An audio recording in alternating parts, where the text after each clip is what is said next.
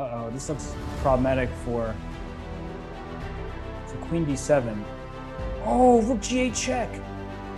What a shot, 95. He wins the queen.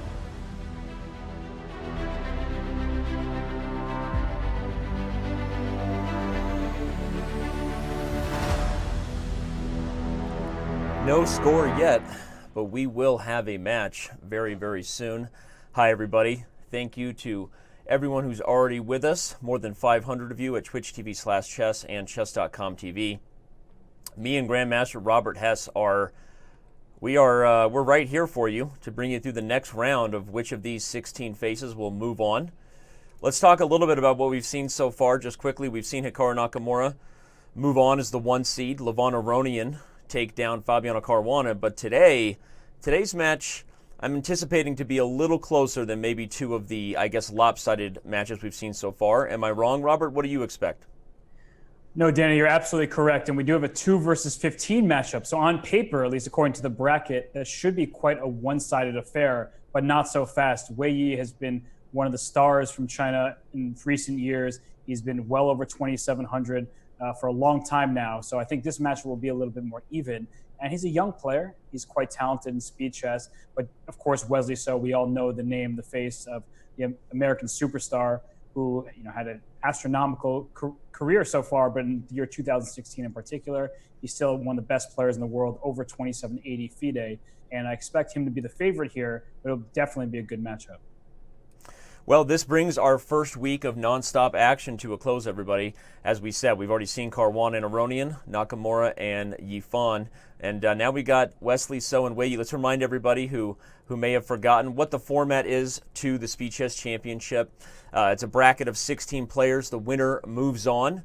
And if the match is tied at the end, we'll have some overtime games. Wesley is no stranger to a close match. Had a very, very close one in his first year last year. Actually, I guess it was his second year in the Speed Chess Championship, but last year playing against Anish Giri was one of the more exciting ones. Of course, the prizes that are on the line get drastically more as the matches move on, and the players are looking to get themselves into the Final Four, where there's really big prizes for just a few hours of blitz. The preview on paper here does have Wesley So as a favorite, and I guess he is the 2 seed, so we say that we expect a close match. Maybe it's slightly wishful thinking by you and I, partners, since we're really hoping for one, maybe. But Wesley So is the favorite on paper, so we'll see if he can continue to be the favorite. We know that Wesley plays a lot on Chess.com, both on his main account and an anonymous account or two that I won't talk about those because that's not my job. But what I will talk about is that we are getting set here. The players are ready. They are situated. Wei Yi joining us from China. It's very early there. Wesley So joining us from his well-known kitchen. We love the cabinets behind him. Robert, you're joining us from the same place where I left you like just 48 hours ago. So do you ever move from that spot? I did happen to come home just before this broadcast. I knew you'd be upset with me if I didn't make time for you to talk well in advance of the start of this match. So that's right. I did move, but I am back to the same familiar spot that you seem to know and love. That's right. That's where everybody, when they visualize, I wonder what Robert Hess is doing right now. That's where they picture you is sitting right there. So we'll talk a little bit about the stats and the odds as the match gets going. As we can see there, Wesley So nearly a 70% favorite on paper, and we'll see how that holds up. Remind everybody, as the match gets started, you can get involved on Twitter. You should do that. I tweeted. Robert, you ever tweet? I do tweet. Yeah, I tweeted just not too long ago. Said that we're getting close. Nothing like the Ric Flair. Everybody misses Ric Flair. So lots of big games coming. Tweet at us with the hashtag SpeedChess. Let us know your thoughts on the match. Let us know where you're watching the match from, and we'll try to stay in touch with some social media as the match goes on. But right now, we don't need to stay in touch with anything but the games and these players, and the match is getting set to start momentarily. In fact, the games have begun. Robert, take it away. Well, we see Wesley So starts with the white pieces, and I just caught your Ric Flair reference. And and as we see, actually, I have a private message from Mike Klein, who's feeding me stats, but he mentioned the 30 for 30 Nature Boy, which I also really enjoyed, the ESPN 30 for 30 and Ric Flair. Woo! Yeah, that's right. The legendary Ric Flair. As I said, it was during the countdown. Sometimes I get so jazzed up, I get all the production done in advance, and then I have nothing to do but sit there and twiddle my thumbs or tweet. So that's that's when I get my tweets on. But all right, we got a Nimzo. Something tells me between these two players, Robert, we are going to see mainline theory. I think Wesley, by nature, is somebody who is not afraid of challenging people in main lanes. He's also just one of the most well-prepared players on the planet, and I know he really wants to win this match. And so I don't know that means we're going to see preparation, but unlike guys like Caruana preparing for the World Championship match, I mean, this is something where I expect both these guys to be bringing it 100% in the sense that, not that they don't always bring it 100% in the Speed Chess Championship, but no holding back as far as the openings that they really favor and think are the best. So I'm expecting we're going to see a lot more main lines today. I completely agree with that assessment. And right now we see that Wesley has just taken the pawn on c5 here. So Wesley with the white pieces, giving his opponent this isolated pawn on d5. Now Wei Yi, he plays in principled manner with knight c6 because Wesley is playing very quickly at this point. But in this sort of setup, black is going on the activity and inertia because you pin this knight on f3. You can try to capture it at some point and play knight e5, but it's not that easy to regain this pawn on c5 in a very simple and straightforward manner, and especially with this move knight a4. That's why players take on c3 with the bishop sometimes, giving white the double pawns in the c file, hoping to regain that pawn on c5. But in this line after knight a4, yes, black can play queen e7 to try to get that pawn, but as you'll see, that even once you regain that pawn, you're still going to have problems in your position. You'll be left with an isolated pawn on the d file. You will have to give up the bishop, the dark sword bishop, to take this pawn. So for example, after queen e7, a3, bishop takes c5, I can even simply take on c5 back, play pawn to b4, play bishop to b2, and just really challenge black's opening choices. Yep. Highlighting that on the analysis board for the fans, I completely agree with you, especially with the bishop pair for white and the potential of this positional weakness. You just you got to be thinking that white's going to be getting the better out of this opening, and we actually looks like we've actually seen that line on the board here. No, we're still at the position with knight a4. Okay, so Wei Yi going into the first real think we've had by either player, and down more than a minute on the clock. One thing about Wei Yi is we don't really know how he's going to handle this format, these time controls.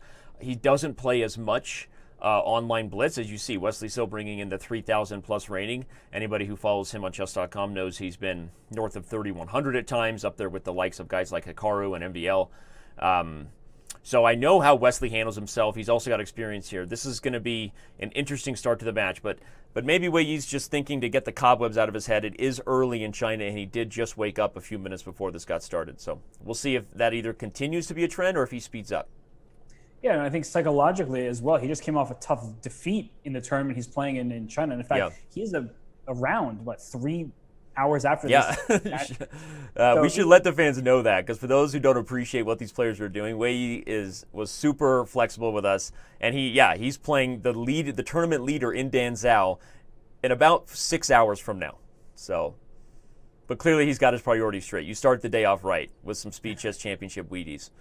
Yeah, and playing Wesley So is pretty good preparation. Playing him for hours because you may say this is Speed Chess, but at the same time you're playing very serious openings against a very serious opponent. And after this move knight to e4, which was just played, that's a very good way to go after this pawn on c5, because white can play a3 now, but now when bishop takes c5, it looks like you may have an in-between move with bishop takes e4, but the problem is that after pawn takes e4 back, the knight on f3 will be in trouble as well. So the bishop on c5 is left en prise, but the knight on f3 is going down at the same time, and that actually seems favorable for black. So you don't want to try to get greedy for white at this early stage of the game.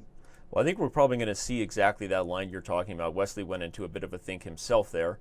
I expect Wei Yi to capture, and though I agree with you that I think this is a better version for him in the sense that after takes on c5, knight takes, probably Wesley has to save this bishop, might even just bring it back to e2 to unpin before playing b4, unlike the variation you showed where b4 came with a tempo on the queen. But it still feels like white will be the one playing for two results, right? White will maintain the bishop here. You still have this isolated pawn on d5. So I guess I'm still favoring white, and now Wesley comes up with an interesting, maybe even a creative way to try to win a piece. Robert, is he hoping that after takes f3, is he going to take with the pawn, try to dislodge the knight? He definitely would like to take with the pawn there, but there's some queen g5 check action going on where you go to h2, then I bishop d6 check. But if you go to h1, I just have something straightforward like queen h4, and I'm Or coming up. queen h4 or queen h5, and all of a sudden h3 is hanging. So, okay, interesting. We're going to find out right now. Perhaps Wesley just takes with the queen and says, I was really just happy to get the bishop pair and not trying to win a piece. But something tells me maybe Wesley calculated something. He's pretty focused there. Remind everybody that, of course, the prize fund on the line today is $2,000 cash coming from the initial base from Chess.com. Any and all of you following and subscribing and showing your support, all donations raised today go directly into the pockets of these players. And show them your love. If you see something you like, send us a message and we'll try to read it on air. All right. We're going to get a draw? Little I repeat? don't think so.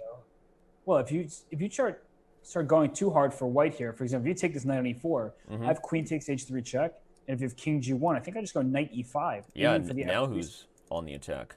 That looks like black is much better in that situation. But if you go king g2 for white, well, then you're saving the f2 pawn, you're saving h3, and it's definitely feasible we see some kind of queen g5, queen h4. Well, that's what I was thinking. If we're not going to do that, or we might be headed for perpetual, right? That's why I asked. But he goes for it. I think something tells me we have a queen sack to start this baby off.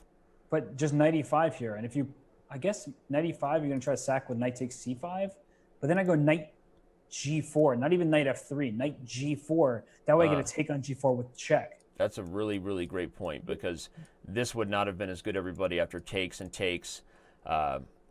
White might have an extra move now to try to get out of the perpetual, and 3 minor pieces will probably slowly outplay the queen. But a move like knight g4, as Robert said, would be a much, much different experience for white, because taking with check means black now has an extra move, maybe to attack the knight, do some other things to try to get the rook in the attack. So you got to be careful, even if you get a lot of material for the queen, when your king is the one open, right? Because that's exactly how the queen flexes her muscles if your king is under an attack.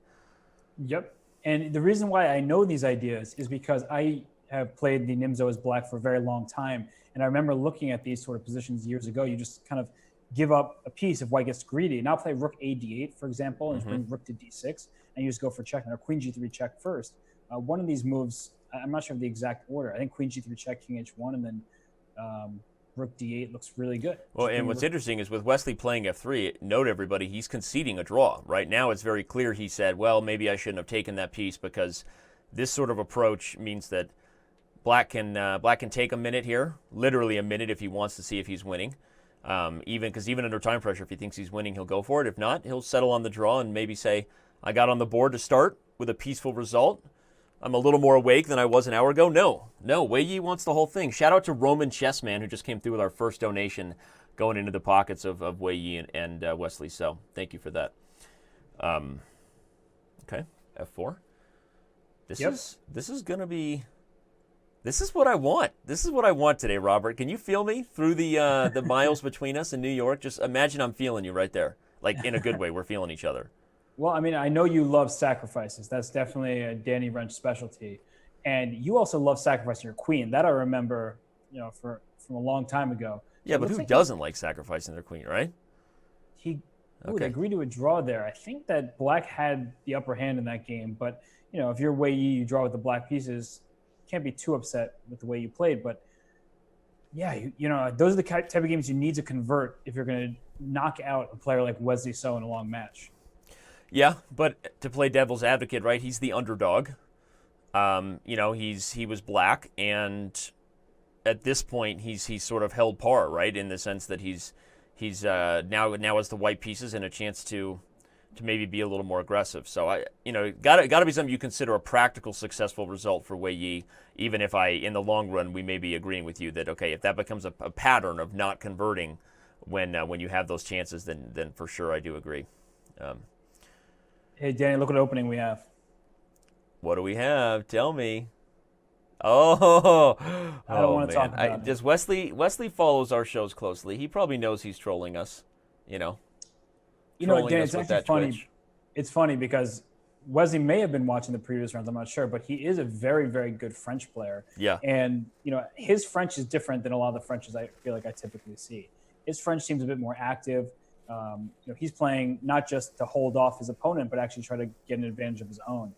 And his strength in the French goes way back. This is not a new thing of his, but he in his over-the-board chess these days, he's not much of a French player just because of the top level. It seems like you get punished a little more by playing the French opening. And yes, we've talked about this so many times. But I do like the decision in this format to start off with the French, use it as a feeler opening, see what Wei Yi has in store for you. Yeah. And, well, if it doesn't work out, then you start switching your openings. Yeah, I agree. And obviously, many people know our feelings about the French, at least in regards to at the highest levels of the results there. And, we won't get into our bias that somehow whenever you and I are together, it's like what you resist persists, apparently, and it just keeps coming back to face us. But I, if it doesn't go well, I do expect him to change it up. I don't expect it to be a regular thing, but who knows? Maybe he'll find that Wei Yi doesn't have the kind of lines that scare him, and he'll be coming back to the French well. Yeah, part of the reason I actually really am high on Wesley So's French is I remember back in the 2011 or 2009 World Cup. This is a throwback, like almost historical at this point.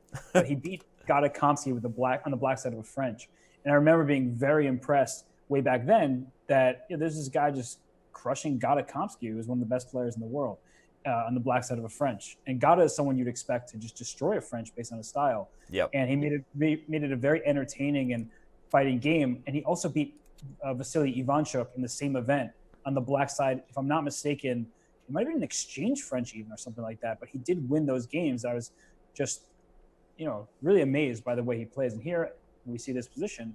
Well, from Black's point of view, you have more activity than in some of the Frenches we saw Georg Meyer play. And, much more, right? I mean, this is a completely different type of game than the advanced attacks we were getting with a closed position where White is just king hunting from the outset. But the Tarrasch is not, at least these variations of the Tarrasch, right, where the center opens up, this is not the type of line that, even if White's a little better, not the kind of lines that frighten Black as far as checkmate attacks. Right. And we see that Wei Yi is the one sitting here for a think, and this may become a theme in that he's spending a lot of time in stages, not exactly critical moments. I wouldn't call this point in the game super critical, because you're thinking, okay, I was going to say Queen H5 and he goes and plays it. Of course, you're aiming for that Kingside, trying to deliver a checkmating attack. And okay, you play Queen H4 now. Black can sort of ignore the dark squares for the time being, thanks to the knight on D5. So you can play more like Bishop B7. And then you have to consider, is White going to sometimes sacrifice the E6 square? Is that something scary that you need to worry about? And no, I think that for the time being, like I was saying earlier, that Black has some activity. The bishop on the long diagonal, the bishop on C5 hits this knight on D4. And I'm not too concerned for Wesley at this point in the game. I really think he's comfortable. He looks very focused on camera, and he just has a lot of experience in these lines. And A4 is a good move, always a good decision to challenge that pawn structure on the queen side. And from Black's point of view, you say, do I play E5 now, or is it too soon? Right. Do I take on A4 or play B4 myself? These kind of decisions are always very difficult to make. And Wesley, as I mentioned, being very experienced, he's going to take on A4. Now, if the rook takes A4, he might play Queen B6, hitting B2 and D4. He's got options. Queen B6, hitting B2 and B4. No, he plays the move rook E8. But one thing that's funny is, now that he's really aggressively preparing E5, if you're Wei Yi, you almost want to waste a move just to get your rook back to safety, because rooks on loose squares like this, that's how bad things happen, everybody. Just use your imagination that if this queen was ever able to come here and fork a square like G2 along with the rook on A4, that's how you make blunders. So I like this move, knight F3, mainly because I think the one way that Wei Yi flips the script on that idea and says, all right, I'm not going to retreat the rook. I'm going to try to justify its existence and open up the fourth rank. Suddenly, there's actually Queen H6 and Rook H4 on the docket. I know I've got mating on the mind, as you know, but am I crazy? Call me Shirley. Well, if you go Queen H6, Bishop F8 will surely be the response, and so you can't get away with this mating attack that you so desperately seek. But what about Knight B6 from Black here? I think Knight B6 is always smart to kick this rook away and hit the knight on F3, but now isn't White just going Knight E5 as a response to A5? This is exactly what I didn't want, is this knight entering the action, because Black can withstand an attack as long as there aren't too many pieces coming into the game. And now after Knight E5, I'm certainly worried about the move Knight G4 coming. Yep. How to deal with that. I guess I can try to, I can't play F6, I lose a pawn. I can play Bishop A6 and pray that we exchange bishops and that's one fewer piece that you have to mate me with. But I'm starting to really like White's position here. Yeah. No, it's interesting. Again, I think we were feeling that, and of course we almost jinxed Black, saying that this is not normally the type of French where Black falls under a mating net. But now with White having a lot of pieces potentially pouncing to the king side, Wei Yi's taken some time to try to come up with how to do it. When 95 came into play, Yep. so there's just some progress hitting the f7 square, which is well protected for the time being. But knight g4 is definitely a temptation, as well as it is just bishop to h6 if you play rook f8, so you can't protect that square very well.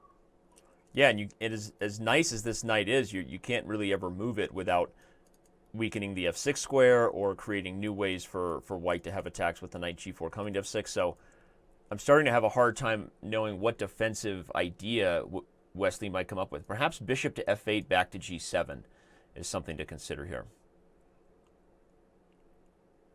to make sure that the in-laws don't stay too long for dinner on the dark squares.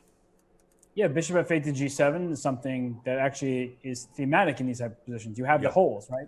You got the cheese on the king side, h6, f6, g7. All these squares are kind of weak. So playing bishop f8 certainly makes sense. I think the problem here is if you play bishop f8, can I get away with, where's your queen going? If I go rook c4, I hit your queen away from the f7 square, and then I'm going to sacrifice on f7, take on h7. Yeah, that's crushing. I like that. I'm going for the mate that you kind of put in my mind. I wasn't thinking checkmate until you started talking about these ideas. What else am I here for, right? Get you thinking about a mate. Speaking of which, how's the dating life? It's definitely an off-air discussion. By the way, I have to back up and just show, if we want to talk about fun mates that could have happened, let's say Black played a move like knight b6. We had queen takes h7, king takes, rook h4, followed by bishop f6. So do your tactics, trainer, everyone. And, apparently, yeah, no, it would have been winning. So do your tactics, trainer, and spot mating nets. So I like this sacrifice by Wesley. So he actually gave up the pawn on f6. Yeah. And now he went rook f8, which hits the f2 pawn. So he's getting his counterplay in. If White plays rook f1, there might be a problem in the e5 square. But actually, if I go after your knight, if I go rook e8, you have queen d7 check, which seems to save the day for the time being. Although it does it. Rook e8. If you have queen d7, I take, and do I have rook takes f2 there? No, you have the bishop retreating to f1. So I don't, unfortunately, did not mate you on the back rank, thanks to your bishop on the d3 square. So that wouldn't work out. So knight g4, rook e8. So trading on e8, and isn't there a bishop c6 at the end, hitting both rooks in the diagonal? Uh-oh, this looks problematic for... So queen d7. Oh, rook g8 check. What a shot, knight e5. He wins the queen. Oh my gosh, so he won the queen because, unfortunately for Wesley, he put his queen on d7, missing the knight fork. So if he took that rook on g8, there would have been knight f6 check, winning the queen. Instead, he moved his king to f7, knight e5 check happened. So unfortunately for Wesley, he missed bishop c6, I think. I'm not using an engine here, but I think bishop c6 would have, picked up material thanks to the rook on e8 and a4, both being under attack. Instead, Wesley walks right into a fork, and rook g8 check was spotted instantly by Wei Yi, and no reaction by the Chinese grandmaster. He is just sitting there playing. He's not here to react. He's here to get victories. Stone cold killer. Yep.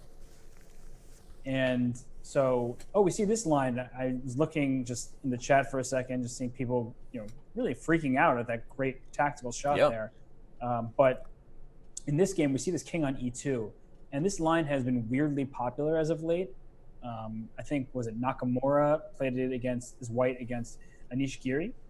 So this is not unfamiliar territory for either player here. No, and again, it's sort of what we predicted to start, right? These guys are going to play theory. I think that even if Wei Yi didn't impress us with his prep versus the French last game, he clearly eventually knew what he was doing in that position, and the attack was slow building and executed well. And now we see them going right back to theory again with Wesley So challenging Wei Yi in a very topical line right now. So I like it. This is going to be one of those speechless matches that if you don't download your Twic and keep your PGNs up to date, you might actually miss some interesting critical games in some of these lines. Yeah, and it's funny that we're talking about, theory more in the London system, right? The whole point of the London seems to be, let me just get an opening for white and not have to deal with any intense theory. I'll get a slightly better position. Yep. But in this particular line, clearly it's very complicated. White has currently sacrificed a piece, right? Excuse me, black has sacrificed a piece. White is up a piece, but this knight on c6 is lost because it's pinned to the queen on a4. And so now g3 says, please go ahead, take my knight. If you take my knight with the queen, I'm happy to engage in a queen trade, put my bishop on g2 at some point, maybe play for e4. That said, this black knight can come from f6 to d5 and block that diagonal. So it's not exactly a tremendous advantage for white, but this move g3 does make a lot of sense to put this bishop on the long diagonal. Well, Wei Yi still, I mean, he hasn't moved much, and Wesley turning to the side slightly, I think trying to hear the fans, saying, I say make some, you say noise, right? Trying to show his ear to the fans. No, but Wei Yi is thinking clearly about how he wants to handle this. Is a big decision right now. Okay, keeps the queens on the board. Knight d5. Yeah, you can trade them next move on c6. So you can take on f4, and there's threats of c3 in some positions. So to me, this is the the theoretically challenging thing to try to do, and say yes, king e2 is topical, but it is a king in the center, and let me try to take advantage of that thing. So is white going to try to play something simple like a3 to kick this bishop away? And if you go bishop e7, I'll go queen takes c4. But I'm not loving white's position because, as you just mentioned, there's a king on e2. Yep. So even if white goes ahead and tries to go after the c6 pawn, double pawn, you still have a king on e2 that's not finding safety anytime soon. Yep. So, and black might. Well, it's interesting because when you take c6, it's hard to avoid trading queens if I have to play just a kind of a passive move like queen d8. But let's say if black castles, but it is going to be kind of a long-term dynamic question. Will black get enough counter chances against the white king here before all of these pawn weaknesses on the queen side start becoming an issue? Because you highlighted it well, with the queens on or off the board, the c4 pawn, the c6 pawn, the c7 pawn, none of these pawns are great. So white's goals are very simple here, everyone. The rook h to c1. If I can castle by hand and put my king on f1, who knows? Maybe make the whole journey all the way to g1. White has the bishop pair and is positionally better. So I like this move. Wei Yi is trying to really challenge the fact that when he wins back that piece on c6, he's not just going to be positionally worse with a whole bunch of bad pawns here. Yep. I like it. And so I guess Wesley does not know the theory particularly deeply in this line. He knows obviously a ton of theory. In other lines, he's a great player. It's not a question of that. But this particular line, I would guess that Wei Yi played it knowing that he would be more familiar with it. And so now, okay, you can take on c6. So let's say rook takes c6. I guess if you can take on c4 there with the rook. Yeah, it feels a little dangerous to have the queens on the back. I wonder if you take with the rook, if I could consider grabbing the a5 pawn, as greedy as that sounds, because if I can safely tuck the queen back to a square like d2 and then castle by hand, I'm feeling comfortable as white. But Danny, when I see a bishop on f4 with pawns in e3 and g3, I'm just waiting for the moment g5 comes, trapping that bishop. Super nice point there, Robert. Yeah, no, that's a shot that everyone needs to keep their eyes open for. And now after queen takes, if you don't trade queens, there's threats of knight takes f4 with check. Oh, did he just miss that? Yeah, knight takes f4 wins the bishop. Knight takes f4 just wins the bishop on g2. What does he have? Nothing. Okay, right as I was highlighting it, he blundered into it. So, strange decision there from Wesley. Unless he shocks us with a super deep sacrifice, I think we're safe to say we have one of our first blunders of the match. Yeah, he kind of shuffles in his chair there, gives a quick head nod like, that wasn't the best decision. So just bishop d8 here, right? Just take care of your back rank, and it's hard for white to make progress with just one queen on the attack. So play. No, and he hears you loud and clear. And we're about to potentially see a 2-game lead for the underdog to start this match. So calling for a close one is what we did, and right now our stats are actually looking a little silly. Wei Yi leading the way. Just don't castle here, right? If you castle, you run right into rook 1. So that's something to keep an eye on. Rook g1, that's a battery for those who keep track of that kind of stuff. So what's the easiest way to take care of this? Make him like queen g4 check or something like that and try to get your king. That's a nice move because he's saying, look, you can't just go for your attack. I have rook c2 coming, and we'll see who gets mated. So So rook c6 is a way to sort of threaten to castle for black, because now you could. Rook g1 wouldn't work anymore because of, well, maybe it would actually. You trade on c1 first, and then castle, because you Okay, yeah. Taking g1.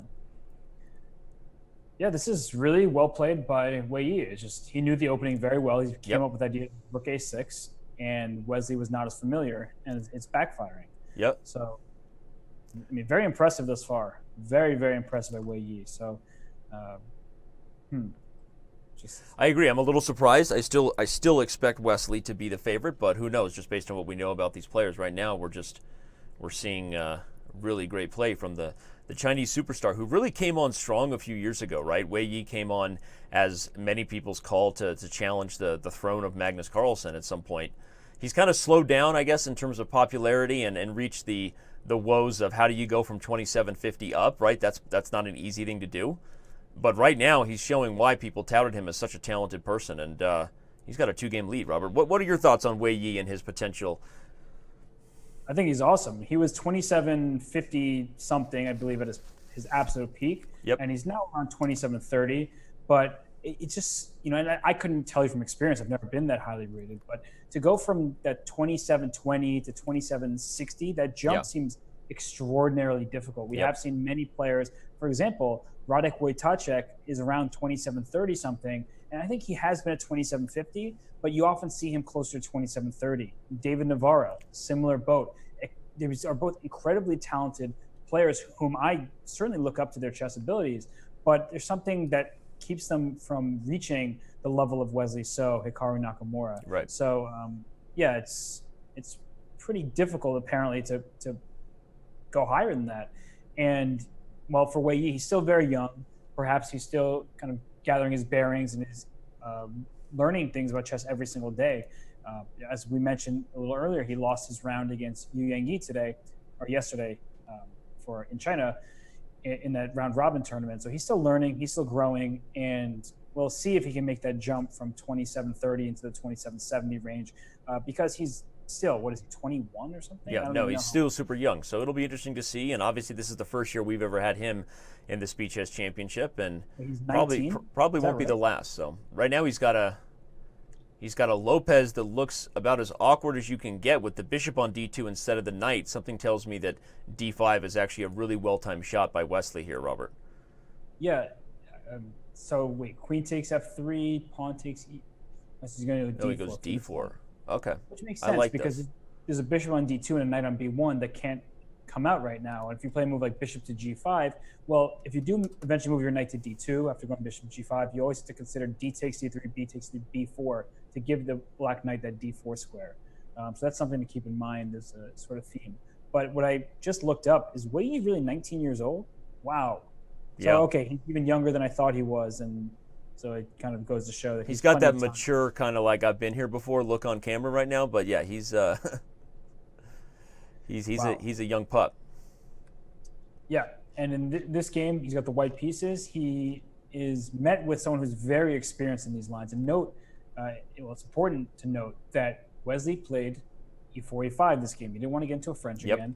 He must not have enjoyed. He did lose that game, but his opening was slightly worse after the opening stage, so he's deviating. And I think we'll see a lot of that from Wesley in the match. He seems to be someone who knows his openings very well, but is not afraid to mix it up.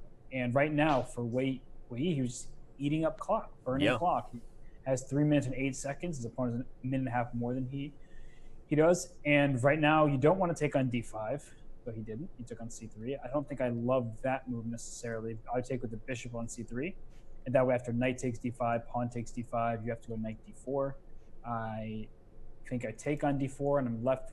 How do I feel about this? Now I'm sort of second guessing how much I like this, but I thought that white would take over the e file and have a knight against a bishop in a favorable dynamic. So I took with the pawn on c3 and made my whole point move. Well, he had to hold the d4 square, right? But it still feels that ever since black played d5, white is in a less than ideal Lopez. Am I over exaggerating the importance of the fact that black broke through with d5 on move 10 when white's development wasn't quite ready for the center to open? Yeah, I mean, sometimes it's beneficial for white, but in this particular line, it doesn't look to be the case because the knight on b1 has nowhere to go. The bishop on d2 is sort of stuck hanging onto the c3 pawn. So even a move like rook to d8 here, either rook, I believe, is a decent looking move because if white ever captures on e5, you simply play knight d7 to regain that pawn. And he played rook d8. It looks like a good move to me. And if you play d5 as white, I move my queen from c6 and then play pawn to c6 next move. And that just chisels at that white pawn center. Yeah. It's not the size of the center, it's how you use it, right? If you can't hold it down, then it's just a target for black to poke at for the rest of the game. For sure. And right now it's certainly being poked at. The knight on b1 is really what's bothering me. I'm someone who likes to develop my pieces. Yep. And, well, knight on b1, bishop on d2, not doing a great job of looking particularly developed. So what was the theory here? I know these guys have played main line, and I know I'm going back to it because we're talking about the strategic evolution of this position being one where black broke with d5 and now feels like he has the much more active pieces and white is struggling to get developed to protect the center.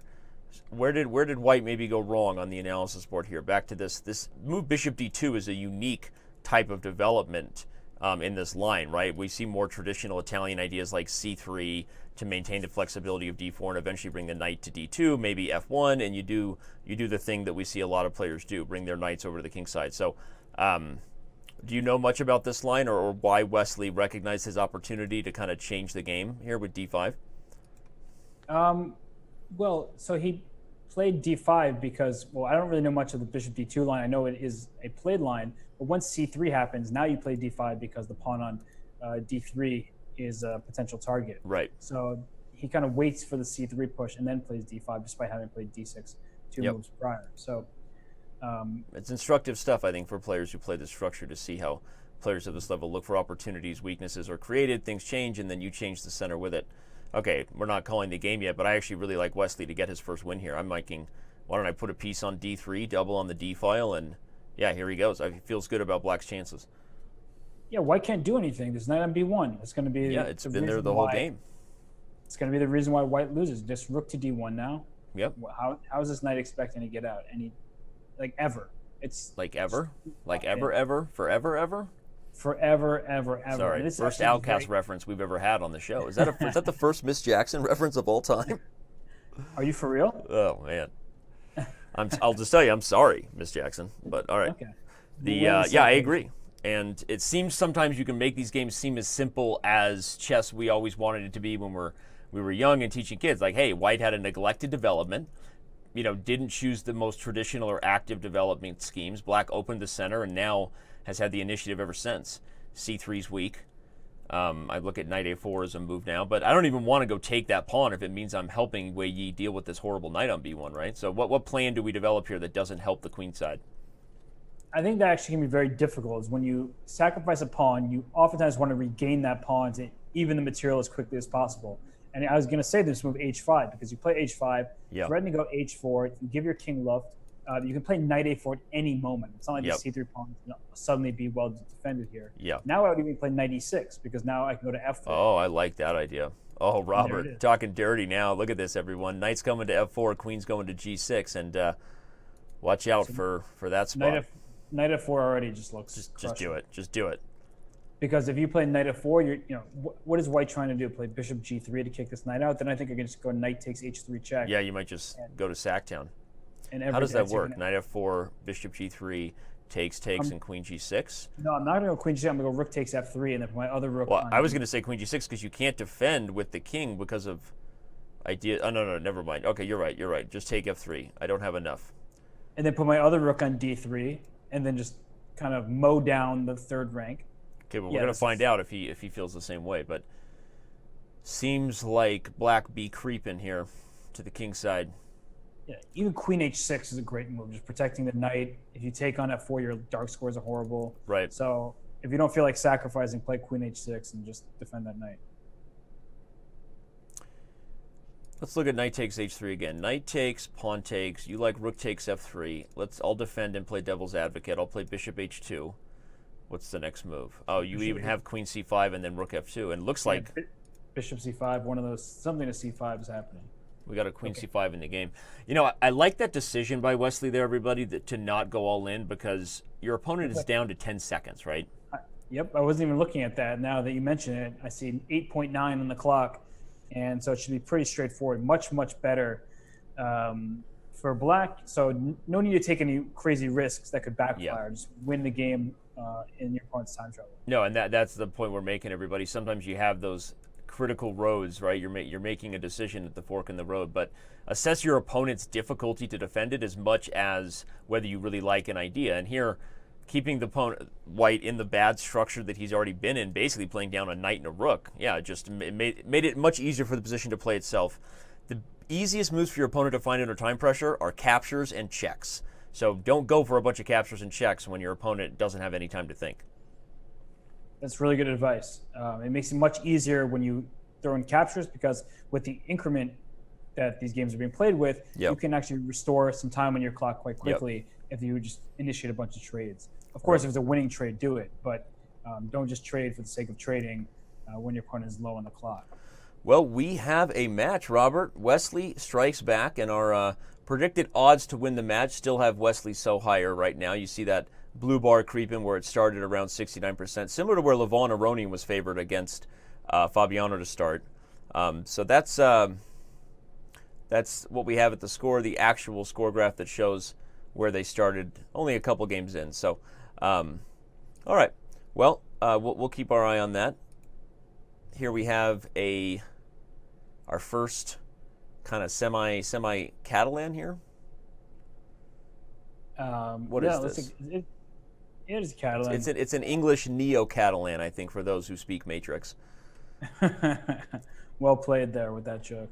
But the idea from Black's point of view is that with his early b5, yes, you have bishop b7 in, but you really want to play for eventually c5. Now, c5 is never that easy to get in, because when you do play c5, to worry about the b5 pawn. So if you play b4 as black, well, now you have to worry about your pawns being overextended on the queen side. In fact, that's exactly what white wants. If you go b4, then my pieces have control of the c4 square. There's still this backward pawn on c6. So that's why a6 is played, so c5 isn't, once again, an option. Now, d4, if you go c5 too soon, there will be consequences with the queen staring down at the c5 square. And this is the tension that goes on in these openings. With Wesley just puts knight on e5, saying you're not getting c5 in, thanks to my bishop on g2, and your bishop on b7. If you keep trying to play for c5, well, maybe I can go e4 myself, gain more space in the center. Of course, I can just castle and figure out the specifics in a bit. So, okay, so knight d7, play. Sometimes you can sacrifice the e-pawn and play knight e4. And just knight c5. I was just going to say, and the reason is after knight e5, you have things like either knight c5 immediately or bishop f4 and then, but this is an awkward position for black to deal with the threats here and not wanting to give up all the dark squares. Yeah, bishop f4 is also a very good-looking option. He castled, so he's giving up the pawn. I think it's a good decision, especially because Wei Yi has shown himself vulnerable to time trouble in these early games. So far. Yes, Wei Yi's up 2.5, 1.5, but his time situation hasn't always been ideal playing in complicated positions. So knight takes e5, I think, could get him into a world of trouble after just the simple bishop f4, as you had mentioned earlier. Yep. Well, for those of you just joining us, we had a little bit more viewers come in recently. Remember, this is the 2018 Speed Chess Championship. This is our third match of the year. And we've had some big names already, but this one has proven to be one of the more exciting ones, at least at this point. So don't go anywhere. And I wanted to tell everybody that have an updated take on the score graph there. Our fault there. That looks a little more fun to see some colors intermingling there, like they're dancing on the graph. And of course, that's the actual score of the match progression so far. But we'll keep you up to date, given how much it's bouncing around. Wesley So starting out as a big favorite, and now things look to be about even already. Wei Yi was somebody who we thought would do well in the 5-1 portion. Yeah, no, he's clearly a talented blitz player. I sort of expected it simply because he's young. And I just thought that, okay, you're young, you tend to play more blitz. So I was expecting big things out of him at that time control. What I wasn't sure about is his bullet skills. And what I got word of is that he's been playing a lot on Chess.com in the last month, clearly getting ready for the match. And he played 200 games this past month. Every single one has been bullet, and some have even been 1+1, which is the time control in this format. So he's Yep. clearly been gearing up to play Wesley So in this position. Really liking Wesley's position. We talked about this idea before. Knight coming to e4, taking the c5 square under control. The d6 square, of course. If black plays c5 now, hoping that you can't take on c5, I do have to move knight g5, a very thematic I was move. going to say knight f6 check, but I guess knight g5 is the more thematic. Knight g5 just wins material, because after knight g5, you take with the bishop on g5, I take on b7, and you have a bishop on g5 hanging. Your knight on d7 is a problem, so white just simply goes up material there. Okay. Very nice. And queen c7 doesn't help, because bishop f4, you're still not really wanting to take on e5 with that knight, because then I think white can just take on e5, play rook d7, which is another thematic solution to sacrificing this pawn for white. So bishop f4 makes complete sense, threatens your idea with knight f6 check. So bishop f4 here is just good. You know a lot about thematic ideas, Robert. I've been trying. You always make fun of me for not knowing openings, but I do know, I don't like the specific memorization, though I acknowledge how important it is, but some of these ideas are very important to be aware of. And here is that look at the 7th rank. There's a bishop on b7 and a bishop on e7. If the queen is not on c7 and the rook can get to d7, there are two of them under attack. And here's bishop f4 being played. And so now this knight is very ready to come to d6 square. Yep. So if you play rook to d8 or rook to e8, I can just throw my knight into d6. And black is really just cramped, desperate for some space. And once this knight does get to d6, so c5, knight f6 check has got to be lights out. I mean, knight f6 check is already looking. Yeah, and Wesley doesn't take much time to go for it. So as you've been pointing out, all the thematic ideas that should have worked. My idea only worked because Wei Yi blundered, but hey, knight f6 check looks like a lot of fun. You take with discoveries, then you're going to take on g7 and just blow open black's king here, everybody. Yeah, this is problematic, because you have to move your queen, say, to c8 to give your bishop on b7 protected, and then just pawn takes g7, as you mentioned. Okay, there's no clear knockout blow quite yet. But yeah. Even if material were equal, that the control over the d file gives white a huge plus anyway. So that's why this position is quite so bad for black. And you just take on g7, take on b7, go rook d6 or rook d1. Okay, this doesn't help, because I think you can take play on queen g7 f5 first anyway. I think queen f5 here just. Queen f5 immediately? Well, I think queen f5, the idea is you're going to d7 take on d. Yeah, very nice. Yeah. Really strong, everybody. Taking f4 loses a piece because of the skewer of the queen and bishop. And if you have to protect the knight, it means moves like... Take on d7. You take on d7 and then play queen g5, right? Yes, sir. Yeah, look at this, everybody. Something like rook to d8 to guard it. We take on d7. No matter how you can... Oh, he's going to miss it. Queen to g5, followed by queen h6. Nothing like you and I predicting a mating net that comes to fruition, Robert. It feels good, man. It feels great. Feels great. Wesley is just on Wei top. Yi might just resign on that one. Yeah, he does. That was a phenomenal showing by Wesley. It was a really poor... I don't want to say poor understanding. Of course, it's not about understanding. It's just poor execution by Wei Yi there. He... didn't ever get to move c5 in like he wanted. I think Wesley's choice to play knight e5, I said in the moment. Yep. Very good decision, because it keeps black sort of passive for the time being. You don't get the c5 break in to open up your bishop on b7, so you're stuck with this kind of subpar bishop there, and never got things quite going. So a good decision by Wesley to get back into this match, not 2.5. He started down 2.5 to half. So yeah, I was going to say, Robert, we're 45 minutes in / 45 minutes left, right about the halfway mark of the 5-minute portion. And how do you feel Wesley responded to those first two games, right? It feels like he really came back here, said, I need to wake up a little bit myself, even though it's early for Wei Yi in China. And we have a match, ladies and gentlemen. Yeah, I honestly wasn't that worried for Wesley. It's so early in the match, and I'm particularly curious with the bullet portion, as I tend to be, just because I'm less familiar with how good these players are in bullet.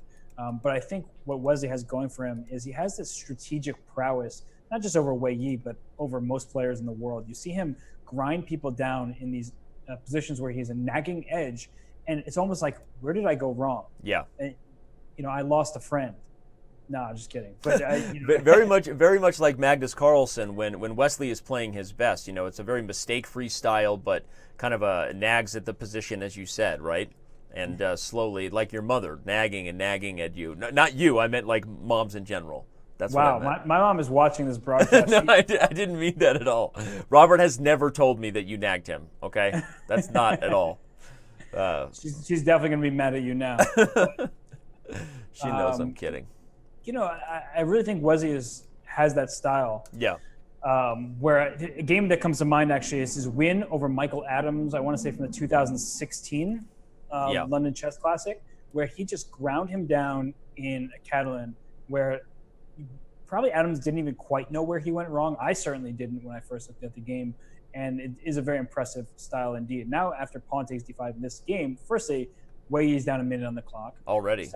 Second of all, it's one of those positions where white gains a pawn if you want to take on d5, but you're going to have some serious repercussions by putting your queen on d5 so early. I can play bishop e6, I can castle, I can put a rook on d8, all with, not all, but most of these with the gain of a tempo. Yep. And so white gets in very big trouble. It's why you tend not to want to get too greedy in the opening stage. Well, so here I would not take on d5. I would play bishop g2 as what you just did, and just castle, get your king safe, and then deal with d5 in the future. And one of the questions for Wesley here is do you take advantage of the opportunity to maybe look for something like d4 where you can trade off that isolated pawn before it becomes a real target? He decides no, so he's going into a position where you're going to have an isolated queen pawn on d5, and if Wei Yi can manage things like b3, bishop b2, you sort of want to strangle the squares around the pawn so that it becomes truly weak. That's the strategy for white against this pawn. But look for Wesley to maybe try to punch this move d4 through before Wei Yi has enough time to do what I just said. But there's interesting shots here, Robert. Things like b4 start coming to mind. Things that make you wonder if Wei Yi will be really aggressive to try to complete development and hold the squares around the pawn. No, b4 is always an interesting idea with the queen on b6. Yeah. It is a pawn sacrifice, so you have to be very careful and think of the consequences pretty deeply before doing so. If black does go d4, well, now b4 is probably the move that's going to be met with, because now I attack the bishop on c5, which in turn attacks the queen on b6. It's sort of a hanging pieces scenario. So a big trade like this would probably be just fine for white, everybody. That's the point. So yeah, Wesley decides he agrees and doesn't want to risk that b4 coming with tempo. Backs that thing up. But now... Okay, so now this bishop e7 it's no mistake he went to that square and no else, because if b4 comes, black will play bishop f6 and probably still look to punch the move d4 through. So how does Wei Yi coordinate to surround this weak d5 pawn now? Do you play knight d4, even though it might just be a big trade and where both of us end up with isolated pawns? Yeah, d4. Well, if you go knight d4, the problem is the b2 pawn from white's point of view. So if you play knight d4, black will just play bishop f6 and let you take on.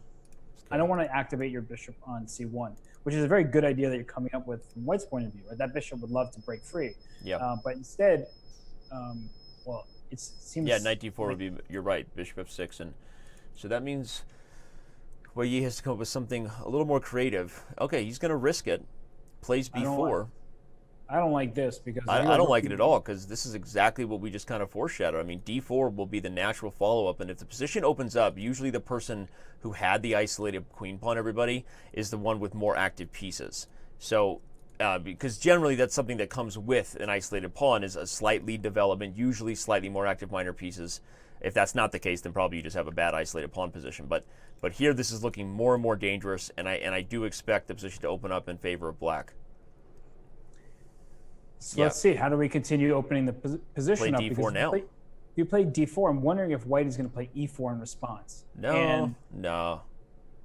Okay, maybe you're right, but I do love d4 anyway. I feel like this is thematic how you play with an isolated pawn here, everybody, and try to use your activity here before white can surround it. All right, but he plays your move, so we'll see. This is good for black. Yeah, this pawn on d4 it may still be isolated, but now she's a passer, right? She wants to be a girl. She's got dreams. And it's also a lot of weak squares on the queen side. Many, many weak squares. So there's c4, there's b5. The a3 pawn is a potential target. If b3 happens, the bishops get traded. Black can consider playing a5 himself. bishop a2 to kick the rook off the b file and then back Oh, to wow. c4. Yeah, that That's could be a always nice little shot. yeah, that way you can go a5 and the bishop on b2 is not Right. protected. So Yep. that's Pinned to certainly an option. the bishop. The pawn on b4 would be. So now There's knight even e5. little tricky tempos, right? Bishop a2, kick the rook, then go back to c4, hit the other rook, and then play a5. Okay, just throwing out ideas and lines to try to use Robert's really important idea of playing a move like a5 to undermine the queenside pawns. But you know what? Oh, Wesley has other tactics. He wants the c4 square for the pony. Yeah, because if bishop takes d4, simply knight c4, then you take on b6. You go rook takes d2. You have a bishop on b6 and a knight on c2, both hanging. So that would win a piece for black. Can I just say I love when you calculate? You know, I enjoy calculating when it's not my pieces because it makes it easier for me emotionally. It's a lot easier to be a little bit more loose when it's not your own pieces. Yeah, but again, Wei Yi down on time, and so something we kind of foreshadowed to start. He's been the one behind on the clock, and even though he jumped out with 2 wins, for those of you who may have come late, Wesley So has won the last 2 games to be in this deadlock at 2.5 apiece. But feels like Wesley might be getting his 3rd win in a row here in a moment if he can figure out the right way to use this strong pawn and the super awesome activity. This is an isolated queen pawn like nightmare I had once, I think. Like, if some reason like Bab Buren was playing the other side, Robert, and I blacked out. So. I mean, also 13 seconds left for Wei Yi. I didn't even look at the clock. Yeah, so no, this is time pressure and D problems. Yep. So where's the knockout blow then? That's what I'm trying to figure out. Because if I'm black, the first thing I think about is the queen on d2, king on g1.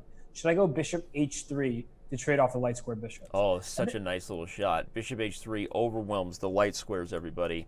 And look at the f3 square for the knight. Four key emotes. I'm sort of looking at that, but then I'm like, well, what if white ignores it and then trades the bishop on g2? Does that actually help black?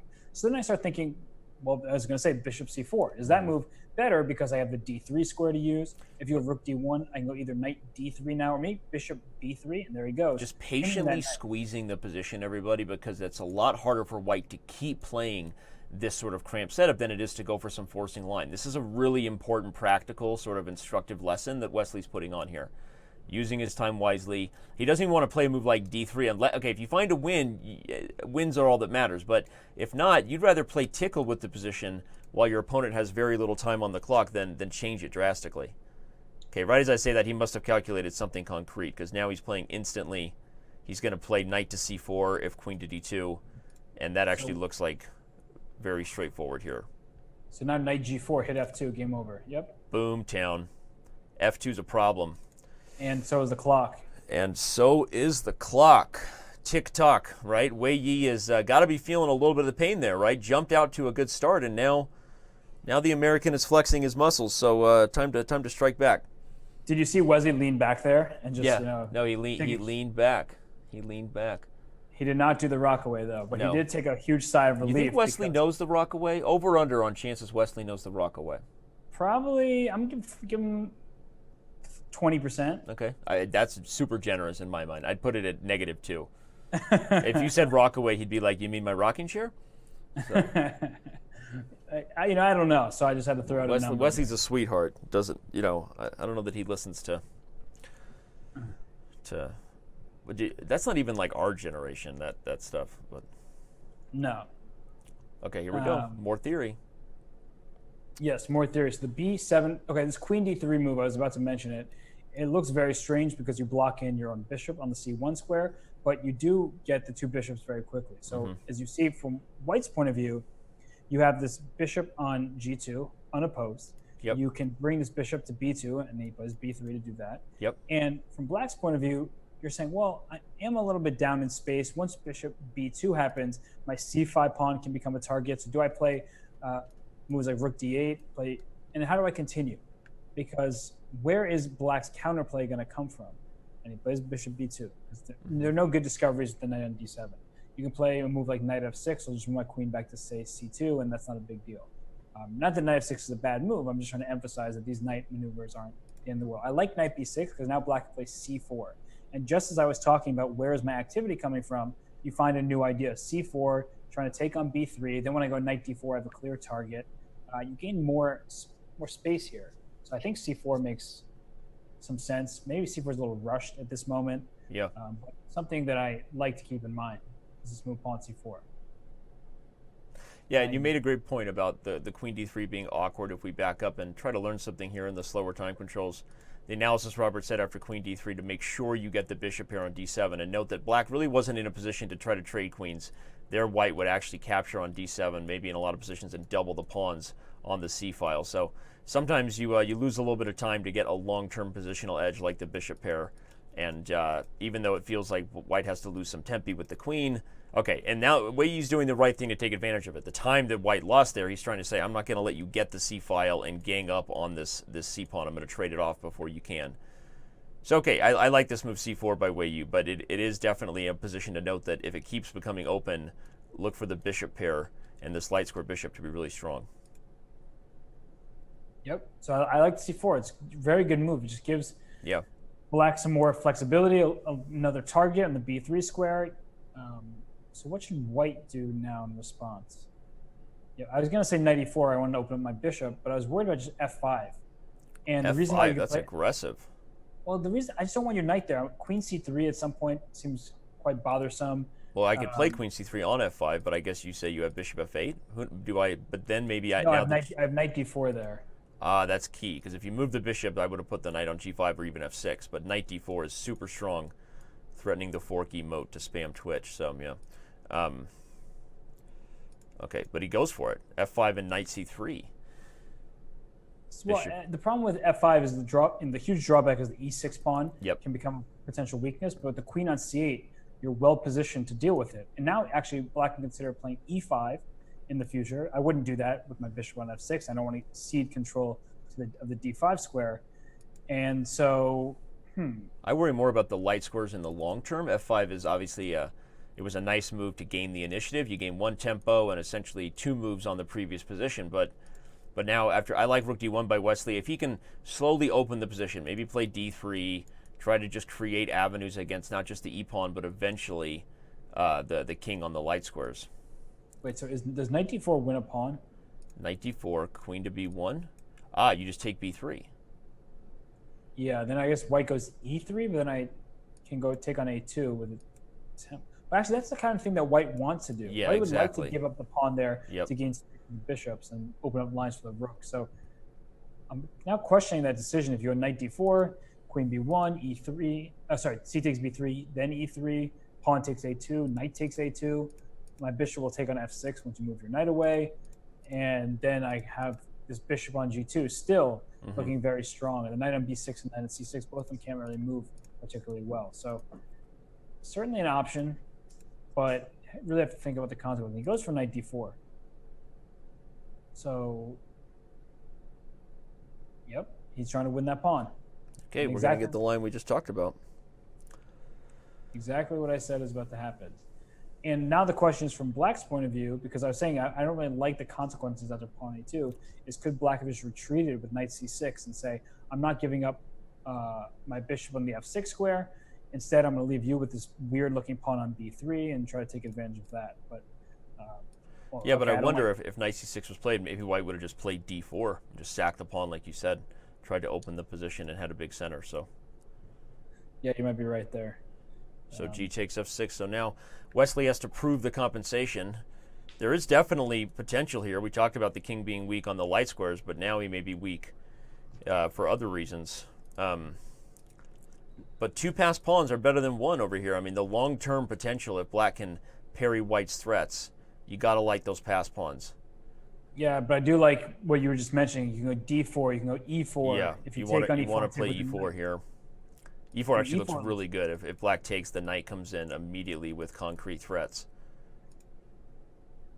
Yeah, I'm concerned about Wei Yi's position here because e4, you really don't want to take on e4 with knight takes e4. I love it, and he plays it.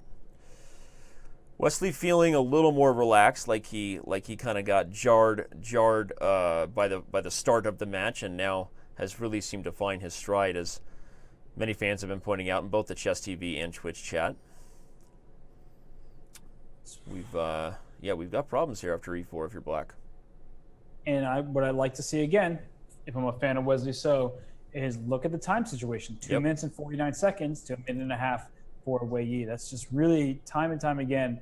We're seeing that Wesley's getting ahead in the clock, and it's coming back to bite Wei Yi. This is a tough position. I don't think it's indefensible, but it is a tough position from Black's point of view. White's king is very safe. Yep. Black's king, while still safe for the time being, what am I thinking in my head? I'm thinking, well, if I take on e4, I can't really do that because knight takes e4. Then I have to go knight e to d5 to protect f6. Yep. Then knight comes to c5. My e6 pawn is weak, and my light squares are vulnerable. And so he plays rook c8, saying, okay, I'm going to attack your knight on c3. But what happens after, say, queen to b3 or rook to d3 or one of these type of moves where white can has the well, I think one interesting shot might be maybe an exchange sack, right? As you said that, what is the answer? I was wondering, okay, something like queen b3, if I actually took on c3 and took on e4, okay, I'm down the exchange, but I do have a couple passed pawns and maybe can safely establish a knight on d5. I would say we should keep an eye out for a defensive sacrifice here by Black at some point. It's a very interesting idea. And I actually like the move he played king h8. I do too, because the threat might be f4 in some positions, right? Ooh, d5. Ooh, wow, this is going to get sharp. So you can, if you take on d5, then white just takes back with the pawn. Mm-hmm. That pawn's not really going anywhere for the time being. And but those f pawns, man, feels bad. Yeah, exactly. Those ugly double f pawns. But if you play e5 instead of e5, I didn't like that either. So he does this, and brings the knight in. But d6, you have to play d6. Play with the inertia here. Now knight d5. Keep going. The threat was b7, everybody, which is why the knight had to go there to c6. And now you're saying knight d5? Yeah, you got to play with the initiative right now. Yeah.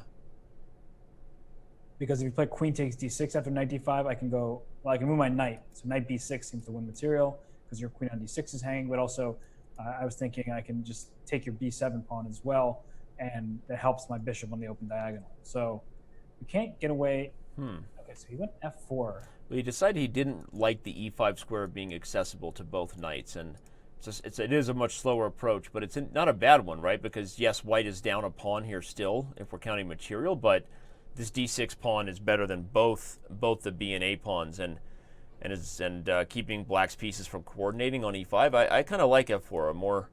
Again, and you know what it is? Wesley seems to be very mature in his approach right now, recognizing the writing on the wall. Wei Yi's about to get under 30 seconds again, and he doesn't want to make it too crazy if he can just keep the grind as is. Okay, I say all that in defense of Wesley's f4 idea, but honestly, after winning that pawn and now rook d8 with no knight discovery because of the check that would have been on c5. I don't like this at all for white, right? Yeah. I mean, you did escape that check on c5, but now I'm thinking rook e2, take this bishop on g2. Not right now, but you mentioned exchange sack, so now it's planted in my head. This bishop on g2, I would just want to take it off the board. And knight b6. Interesting. Well, rook f to d1 probably, but now I see back rank issues in the e1 square. So if you go rook f d1, can I take on d5? You take. I feel like there should be some way for white to still do the tactics right, just because Black's position just seems like such a positional wreck. But you're right. I agree. I mean, f4 has unintended problems here now. Right. So I don't love knight b6. I felt like Black could have been a little bit more ambitious, but maybe I'm wrong. Actually, I guess it makes some sense. I'm worried though. Even if I trade all these knights on the d5 square, and then you trade all the rooks, that the queen and bishop will be very good in an endgame because the double f pawns. Yeah. So I'm kind of thinking that Black is going to lose this a7 pawn, but perhaps there's a way to save it here. Queen e6. I was going to say queen f8, but that hung the knight on c6. So he's still holding despite only 18 seconds. He's finding all the right moves. So rook takes d8 here. Yeah, rook takes d8. Yep. Rook c1. Quickly I like move. that. Wait. Back rank problems. Queen e2, right? To hit the back rank. Oh, queen e2 would have been a super tricky move, everybody, threatening rook d1. He still got it, though. Yeah, just play queen e2. Okay, he's just trying to defend, and he's low on time, but right. I thought you wanted to get a little more active here, because I think long-term, there's a problem with the pawn on f5 and on f6, so, yeah. Okay, this is a good defensive setup, though. What you really want to do as Black is trade off all the heavy material, because if white is the knight should be able to hold just fine against the bishop as long as there's no threats like against the Black king, or if the queen and bishop can't work together for some sort of battery. Oh! No, I don't like that. because Queen bishop E1. f1 at the end. And the reason why this is bad, Danny, is the pawn on f5 is going to be lost, I think. Well, or is it? Or does he have knight e7 and then rook e4? He does. So rook e6, yeah, he's just going to... Looks like he may be able to hold. So, but he's going to run out of moves. King f7, what's his... Okay, I like h3. Here comes g4. I would maybe play it anyway, even if the f4 pawn was hanging. But okay, he's building it up. So if he takes... So how is White going to win this? Well, g5 F5. maybe. I like that. Now just move rook forever. h6, good move. Now he's going to draw. That's a forceful way to get the draw there if you were black and didn't want to just sit there with the doubled f-pawns. Really, if this works out, that was a impressive transition by Wei Yi. I thought he was going to king g6 there. So rook e6 back, and then go king g6. Not now, but yes. Yeah, no, I agree with you. Everybody defends each other. The knight, the rook, one happy family. Situation. 10 seconds for Wesley. Wesley. He has to move. He's about to lose on time. That's a great check. Queen a1 check to try to flag your opponent. Yeah. Not expecting that one. King f8. Oh. Wow, knight g6 check. Just go. Knight g6 and right back. Pre-move that. Knight g6 back. Should be a draw, right? Well, he's gonna flag. Seems like he's gonna flag. Agreed. Oh man, king g7. Oh. It's gonna happen. The flag is gonna happen. This is a little reminiscent of Hikaru. I think there's a little bit of lag too, so it's like... Yeah, he's clearly not on the best connection. You can see he's got 2 bars there. Wei Yi, unfortunately, not... So rook e7. Go rook e7. Well, it's just a draw. Oh, he's going to flag him. He cut off the second rank. Rook e7. Just go. I think he's okay because he... I think you can just put the rook on e6 and g6 and just sit tight. There's just no... Wait. Okay, now that he's pushed g6, Wesley is trying to create mating traps where the queen flips. g7. He got him. Oh, he got him. Overwhelmed the knight and rook. Oh, my gosh. Wow. That was epic. That was epic. And, I mean, I was just caught off guard there because... Yeah. It looked like Wei Yi was defending very well, and he really should have went for that queen e2, like rook d1 back rank stuff. He wouldn't have been in as much trouble. He went for the queen sack, which I think in a classical game, he was the right decision. But we've talked about it so many times in this format, just how hard it is to continue to coordinate pieces when you're living off the increment, whereas the queen, it's like she can do no wrong, right? The queen just makes moves that are trying to trick you into pre-moving and then losing time, and very difficult to defend those situations with the pieces versus the queen. That queen a1 check move was so That was smart. nice. You get to the point where you just want to make subtle queen moves to try to get your opponent when they're living off the increment to fail with a pre-move fail, right? And kind of words of advice for players who may not be experienced in bullet time controls. Yep. For example, when that queen a1 check happened, the king moved to f7.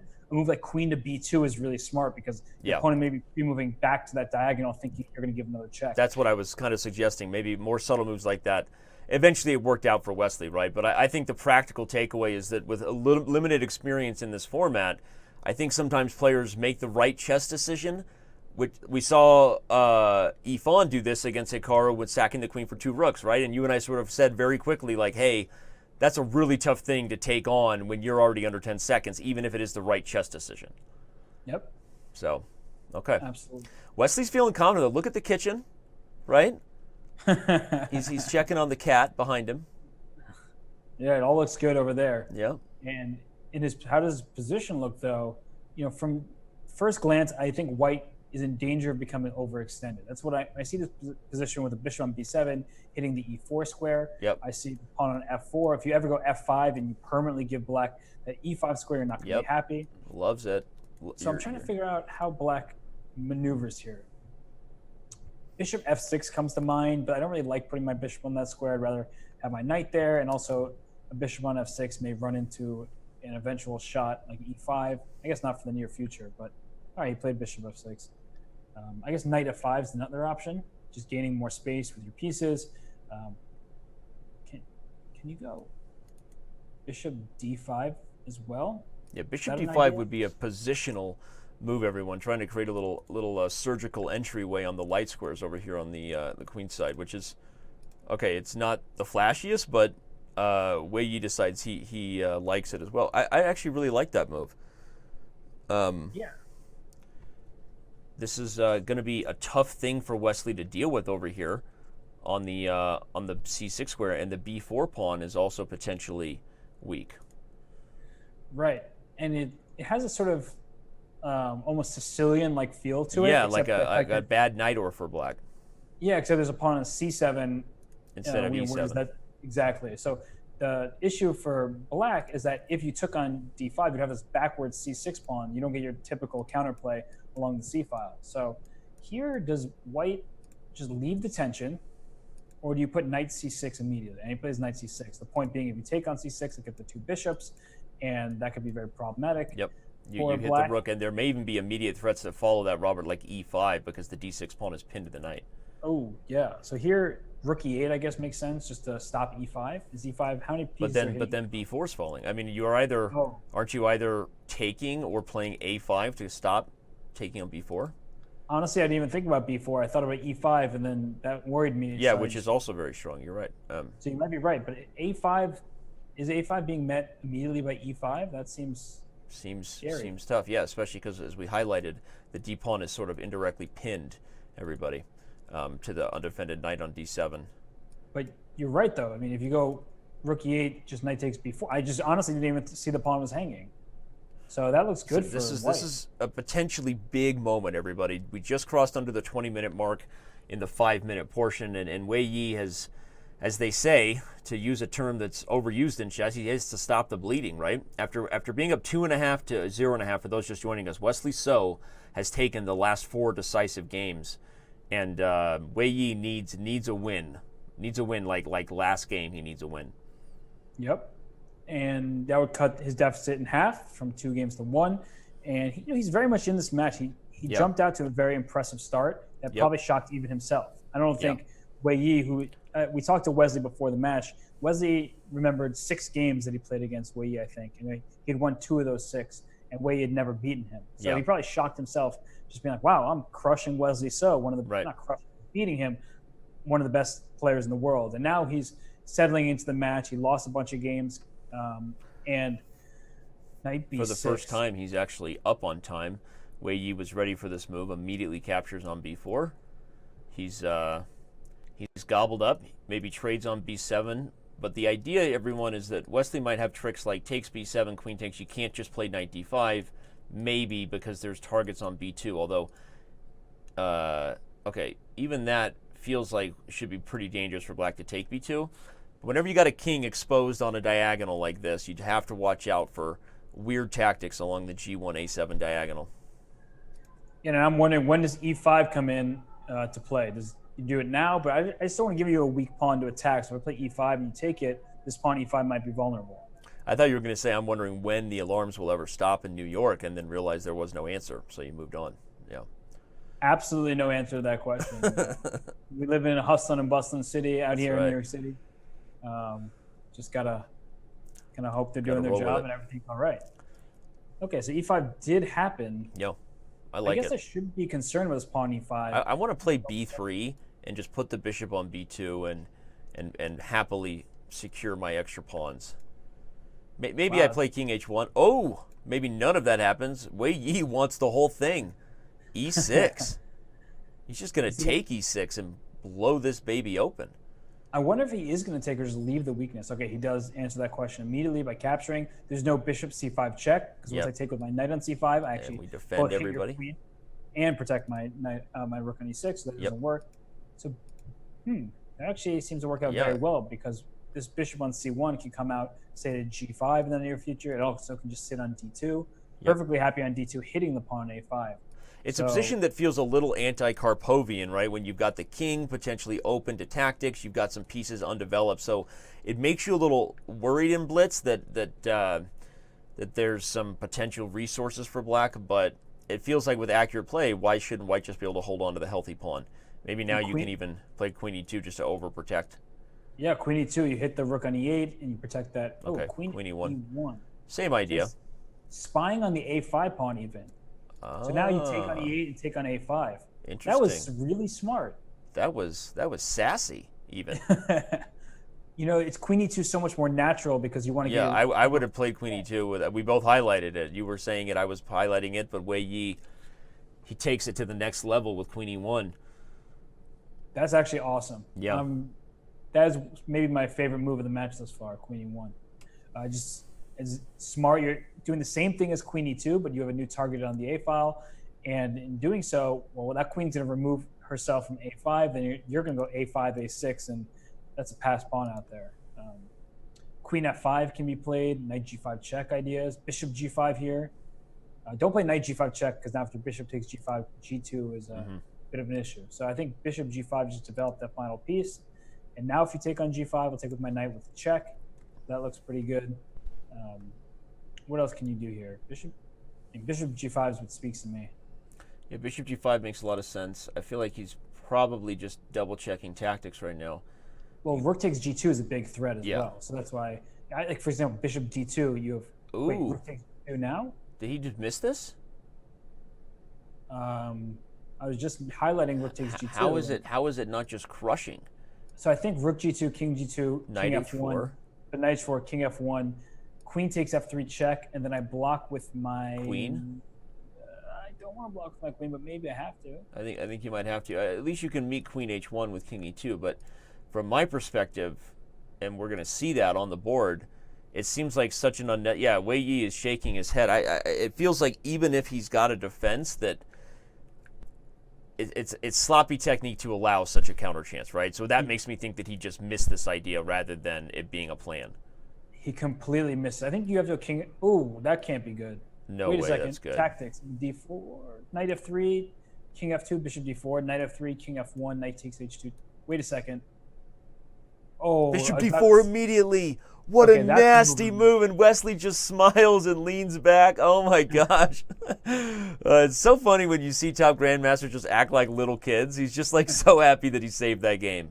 And what a heartbreaker there for Wei Yi, because we had just talked about what a needed win was, how much he needed that win. Now it's 5 games in a row for So. And he was just up a couple pawns, but he just missed rook takes g2 straight up. Yeah, that was shocking, honestly. I did not expect Wei Yi to. He's quite a strong tactical player. I didn't expect him in such a great position to miss what is, at his level, a very elementary tactic. I mean, I was saying, look at that. There's a queen on that diagonal. If you take the pawn g2, this knight h4 check stuff.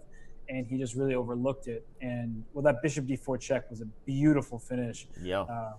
Bishop d4 check is almost it's probably not a tactics trainer problem, right? Because there were maybe multiple ways to win, but that was a pretty nice solution.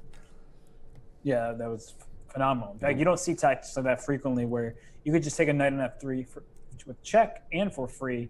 Instead, you go bishop to d4 and give up a piece for free because you're getting at least a queen or mate. So. Well, now is where it really gets challenging for Wei Yi, right? Because he jumped out to a lead. Wesley wins 4 in a row, Robert, but then he has that game that seems to be on pace to stop the bleeding. He's been better with white. We were just sort of talking about queen e1 being the move of the match and great technique, and you blundered away. And one thing that players who haven't played this format don't experience until they play it is, right now, if you lost that game and you had a rest day or you had some time, you could emotionally, you go to the hotel room, you cry it out, you turn on a romantic comedy, you let things go, right? Hey, you don't have time to do that here, Robert. I know you like yourself some rom-com, but he's got to shake it off fast. So what do you tell him to just forget about it and play the next game? Yeah, it's very difficult to forget about something that just happened when you have, seconds, not even. The next game starts immediately. So it's very hard to get over a game like that, especially when we were talking, cut the deficit in half, 2 games to 1. Now it's up to 3 games. And you say, I'm playing Wesley So. How in the world am I going to go +3 against him the rest of the way? Right. It's not exactly easy to figure out. And I want to give a shout out to, where is this comment? Man in a Suitcase says, So getting revenge for Yi beating his youngest to 2,600 record. That's a great reference there, a great historical reference. That's a chess fan right there. That's knowledge, knowing that Wei Yi beat Wesley So's record for the youngest ever to reach 2,600 FIDE. Nice. Yep, that's somebody get that guy a diamond membership. Seriously, that's a 1-month diamond membership. Let's get that guy a membership.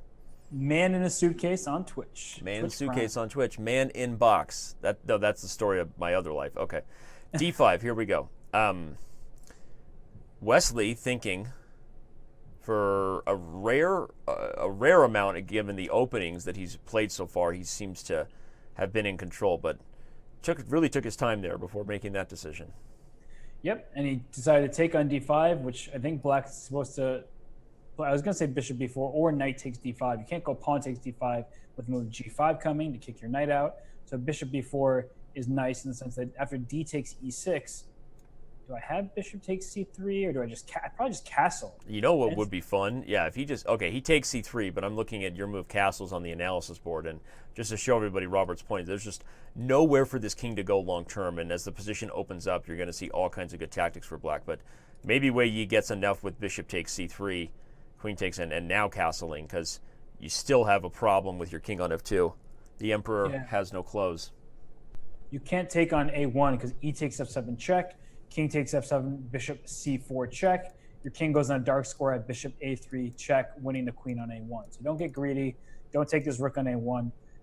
It's one of those things actually that come sort of second nature to players like Wesley So, and Wei Yi as well. He's not going to take this rook on a1. He was calculating, do I take on e6 or castle right away? But take on a1 simply loses material, and that's why he decided to shuffle his king over to. But it feels good for black. I mean, despite the, I guess, currently white is up a pawn in the position and likely will remain so if he takes f7. But from a practical perspective, I would much rather be black here. Absolutely. There's a king on f2. Yeah. You can play pawn takes e6 now to open the f file. You can play knight c6 to continue playing with the initiative. The whole point of knight c6 is, well, I'm waiting for white to go take on f7 because that opens my rook up, which perhaps leads to sacrifices. So I think knight c6 is a good move. Yeah, knight c6 feels good. Unlike playing with your food, you should play with the initiative. So that's the two lessons Robert got. Don't play with your food, but play with the initiative. And I think there's no reason to make an ugly kind of slow move, get the pawn back, and I expect Wei Yi to do what you said. Play with the initiative, quickly get developed, and keep the pressure on. So let's see. He's thinking, and he's now down a little bit of time on the clock. But what I do think about positions like this, where temporarily, when white is up a pawn, from black's point of view, I think it's easier to play. Your king is safer, and that's the key. And oftentimes the blitz games is having the king safety is very valuable because it helps you move more quickly while your opponent has to think at every moment.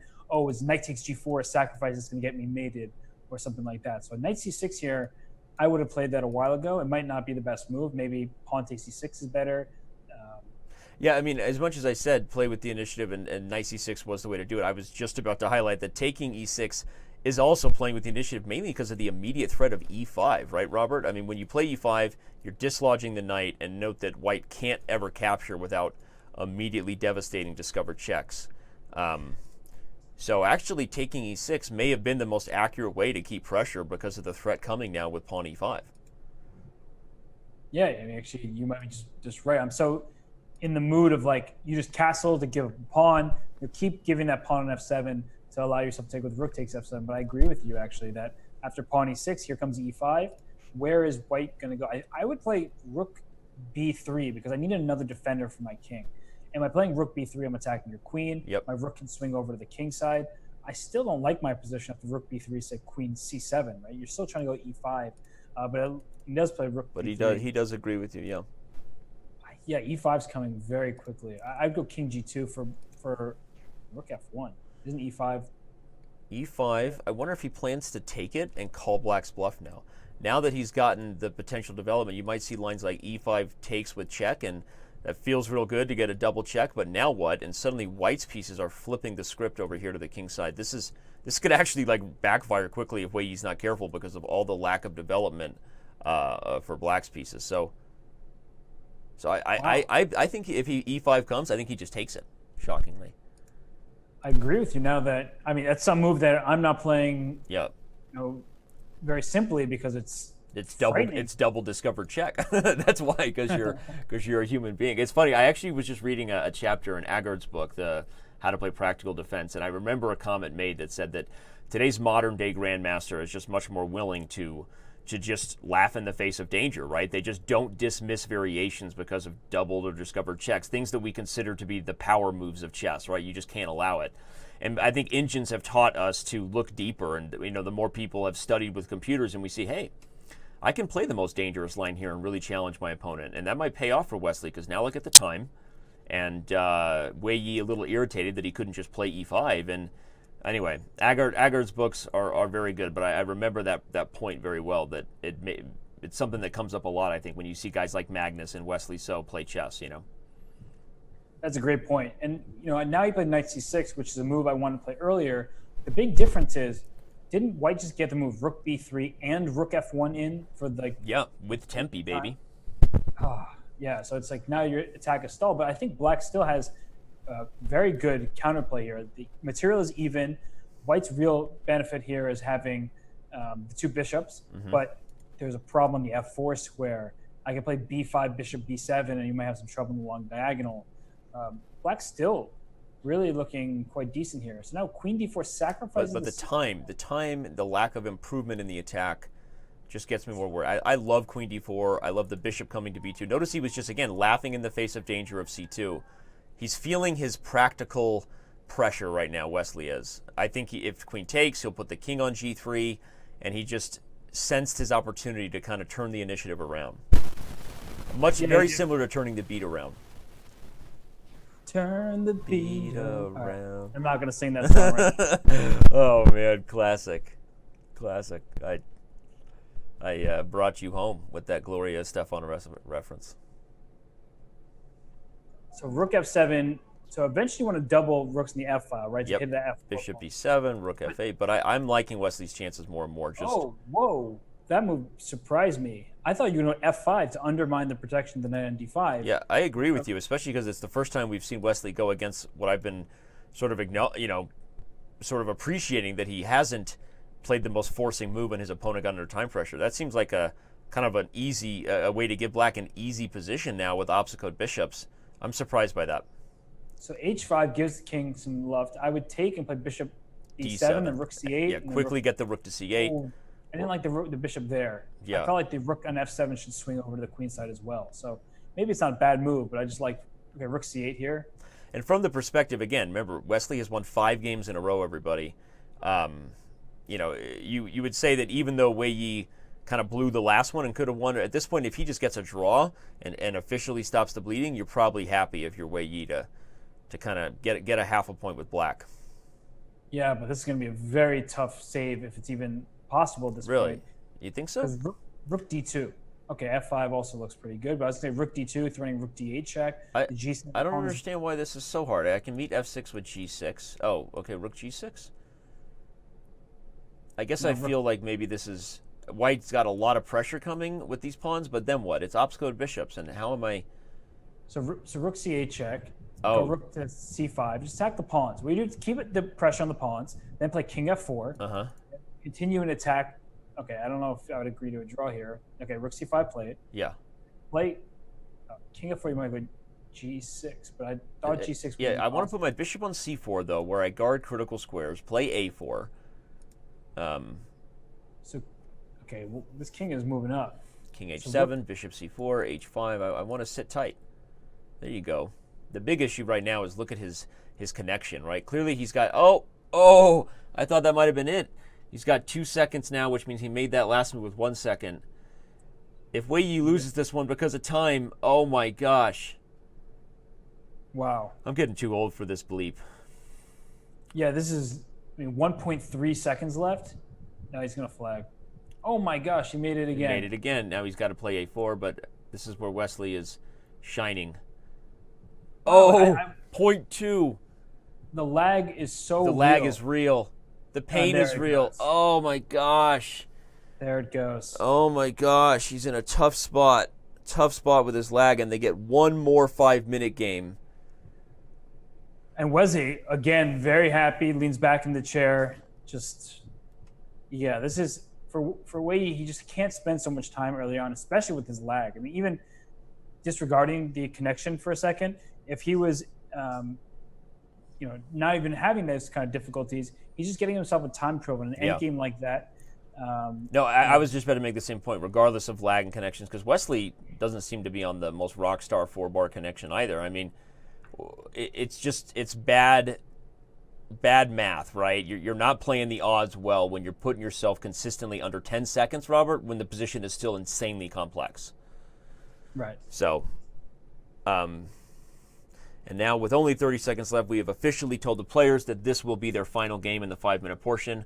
We'll take a quick break, but of course, roughly 6,000 of you with us now. You're not going anywhere for the rest of the night. Thanks for being with us on a Sunday. Robert gets lonely, but now he's got 6,100 new friends. Wow. Okay, way to call me out. You're the one who was so excited for everyone to come on and have people to talk to, because I ignore you half the time. Yeah, you do. It's our relationship. John and I were just talking about how mean you are to us sometimes, Mr. Urschel. I have my moments. Yeah. So no, we're kidding. In this game, we see Catalan with a queen on c2 early, which means that white is completely ready for pawn takes c4. Now, I don't like this queen on c2 because it feels like it's going to become victim to a very quick hit. Say, oh, what? Whoa, okay, this is not what I was. No, but expecting. this is I've seen this before, I guess. So bishop g5, I guess, because your bishop's not going to the other It's deck. a weird position where if you give black like 3 moves, everybody in these positions, they play bishop takes c5, they put the pawn on e5, and move the queen, bring the rook, and black is just in like a fantastic Benoni with colors reversed. But the problem is that white has moves like e3 coming, bishop g5, and it's usually black struggles to kind of get all of those moves. And here, look at this move, knight c3. Taking advantage of the pin, threatening perhaps knight a4 and knight b5 to really gang up on this d-pawn. Yeah, this definitely looks like some sort of theory, but I'm not very well versed on it. Let's see.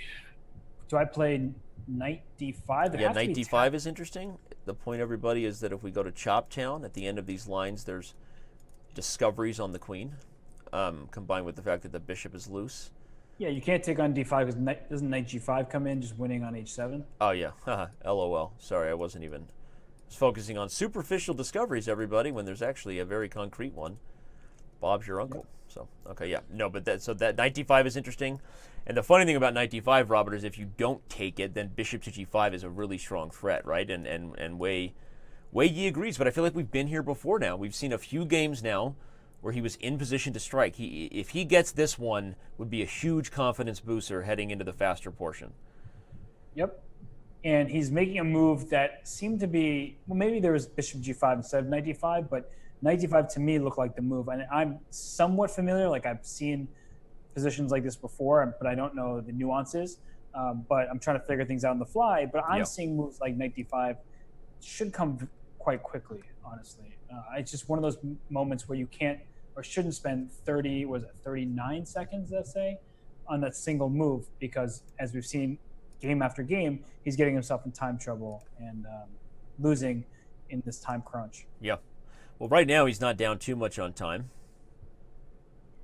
No. This game is better. I mean, he's actually done well right now with the white pieces to put Wesley in a difficult spot, because anytime you're in a position like this, no knight takes d5, there's no difference. I would take on d5, you take with your queen on d5, knight g5 once again.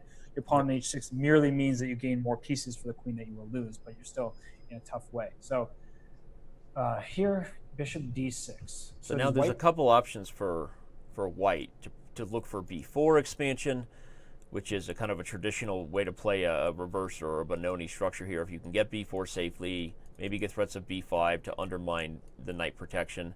But there's still also e3 in a lot of positions to consider, and I'm a little more biased to e3 if I can make it happen, because what it does for my pieces, right? Liberation, Holmes, opens up the d file, opens up the bishop. So, yeah, e3 looks good. I guess e3 is black have some bishop g4 coming. Is that a possibility as a response? But then maybe you can just go h3 and they just kick my bishop away. So e3 definitely looks good. Yeah. And he goes for it. I like it. And this is something we've been kind of talking about with the structure here since the beginning of this game. So now it's on white to, on black to try to deal with these tactics without letting the whole center just become completely undermined and blown open. There's bishop g4 to consider. Yeah, rook e8 also. Okay, yeah, bishop g4 he goes for it. So h3, bishop h5. The bishop will come to g6 with the tempo and the queen on c2. Yeah, if we go for that line, h3, bishop h5, g4. Okay, we're gonna find out. I know I just keep coming back to it because I'm an old dog with very few tricks, but I love finding an exchange sack if I could. I'd love to do it, but it doesn't really work here, so I'm just gonna stop looking for it. Yeah, so d3.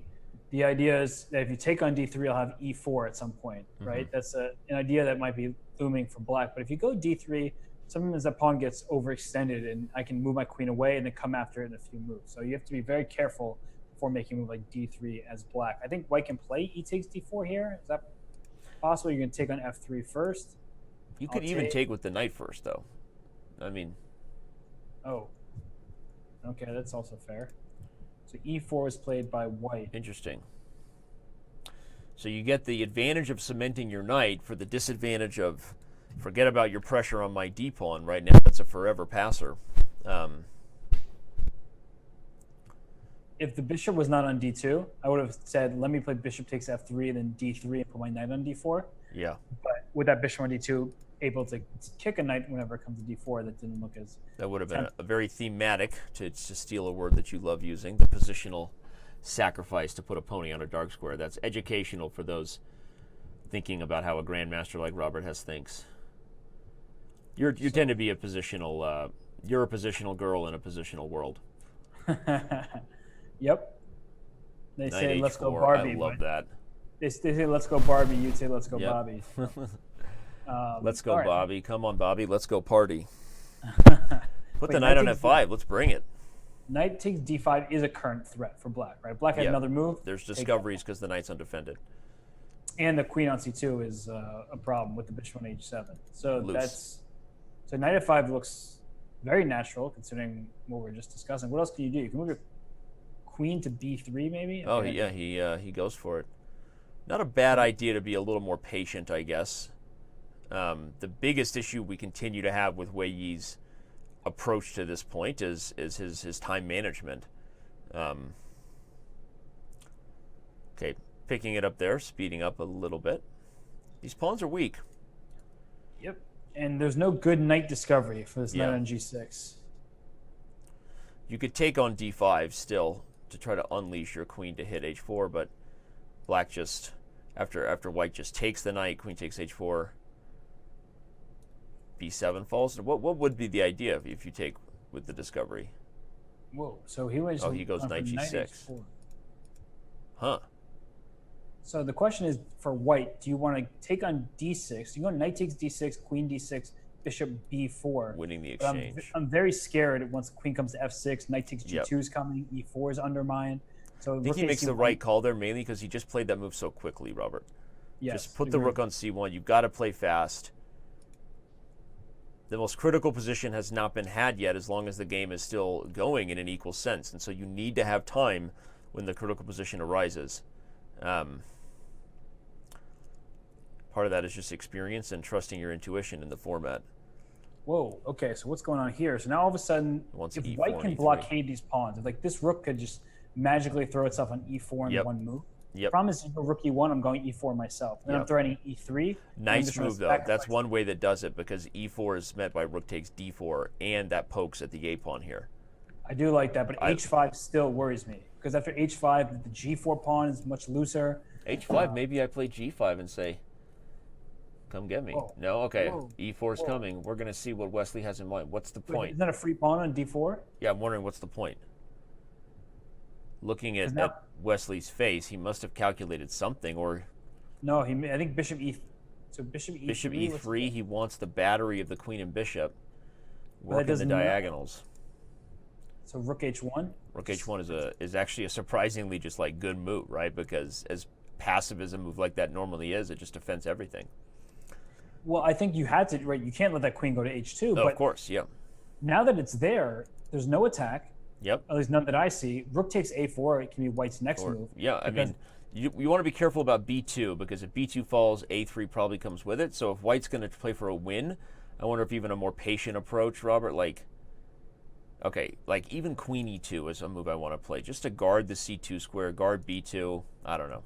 No. Well, I like this because if you take on b2, now I have queen d7. Ah, right? fork down. And okay, so queen d5 keeps e4 protected. Now queen d4 for white. Off Nice. with the lady trade. Taking the e5 square away, you can play rook d1 next. You're not getting mated. You're up a pawn.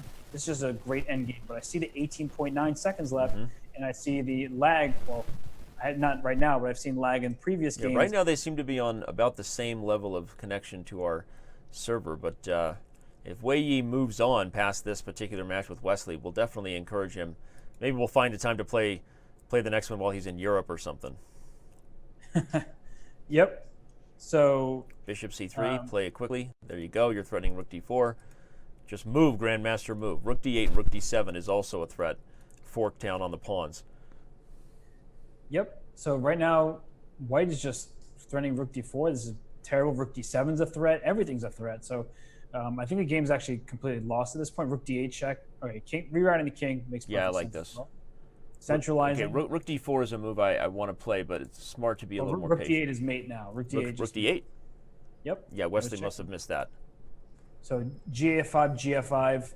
I simply, or I can actually go rook h8 gf5, check. gf5, f6. Then bishop takes f6 there. So he'll go rook g8 check. And then rook g7 check. And then rook g8, then discoveries, and it's over. Wow. A big win there for the Grandmaster from China, who, not sure if the players are aware, but now they know that it's a break.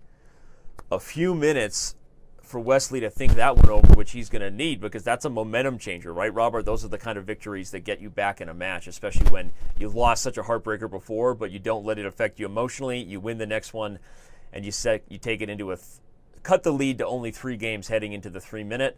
We're going to be right back, everybody, with commentary for the 3 minutes. Don't go anywhere over the next 90 seconds. Just sit there, maybe get some popcorn, maybe put some pants on, get some Cheetos. We'll see you soon.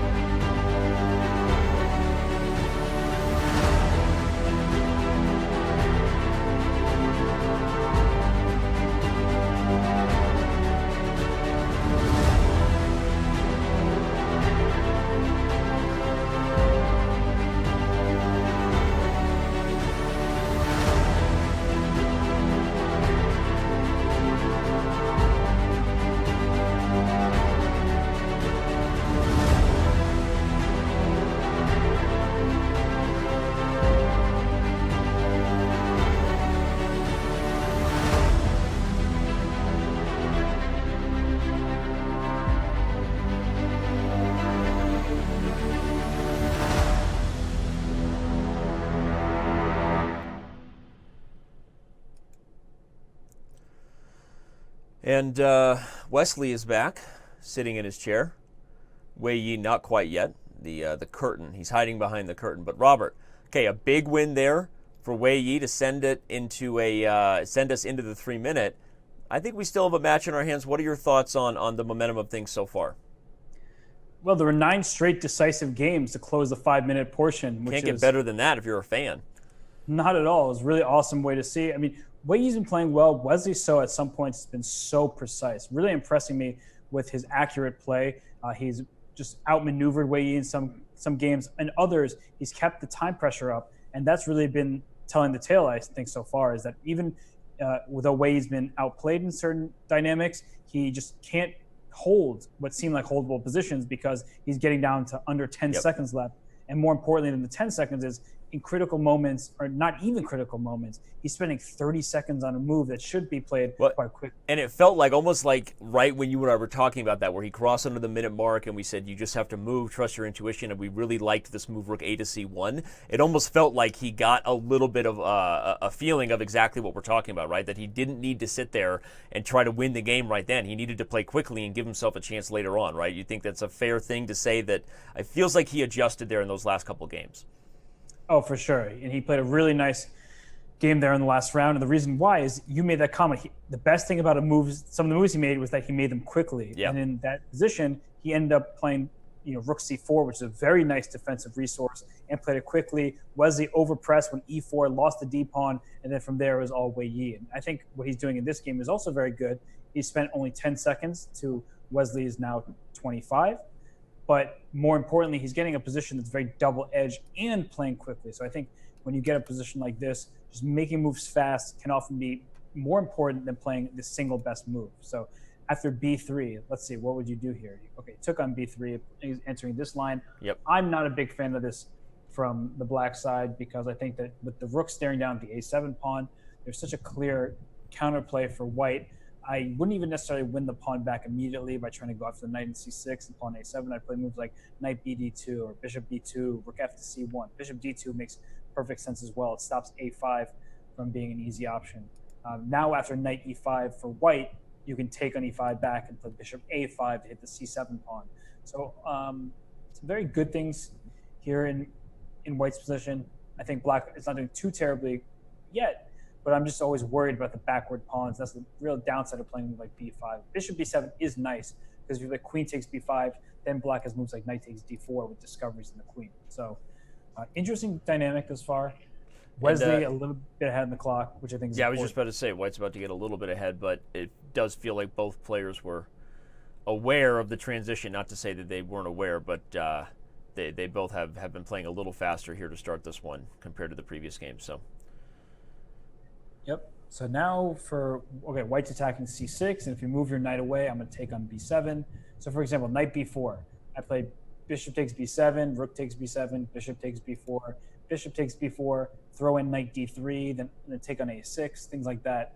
Yep. Do seem to favor white. Here, black maybe can try.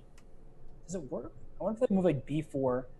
And the reason why I want to play b4 is there's a theme to go knight a7 to b5. I know you make fun of me for saying thematic, but playing b4 does allow this knight to go a7, knight a7 to b5 and try to go into c3 at some moment. And also, hey, I don't make fun of you. I'm so glad I have somebody in my life who uses words like that.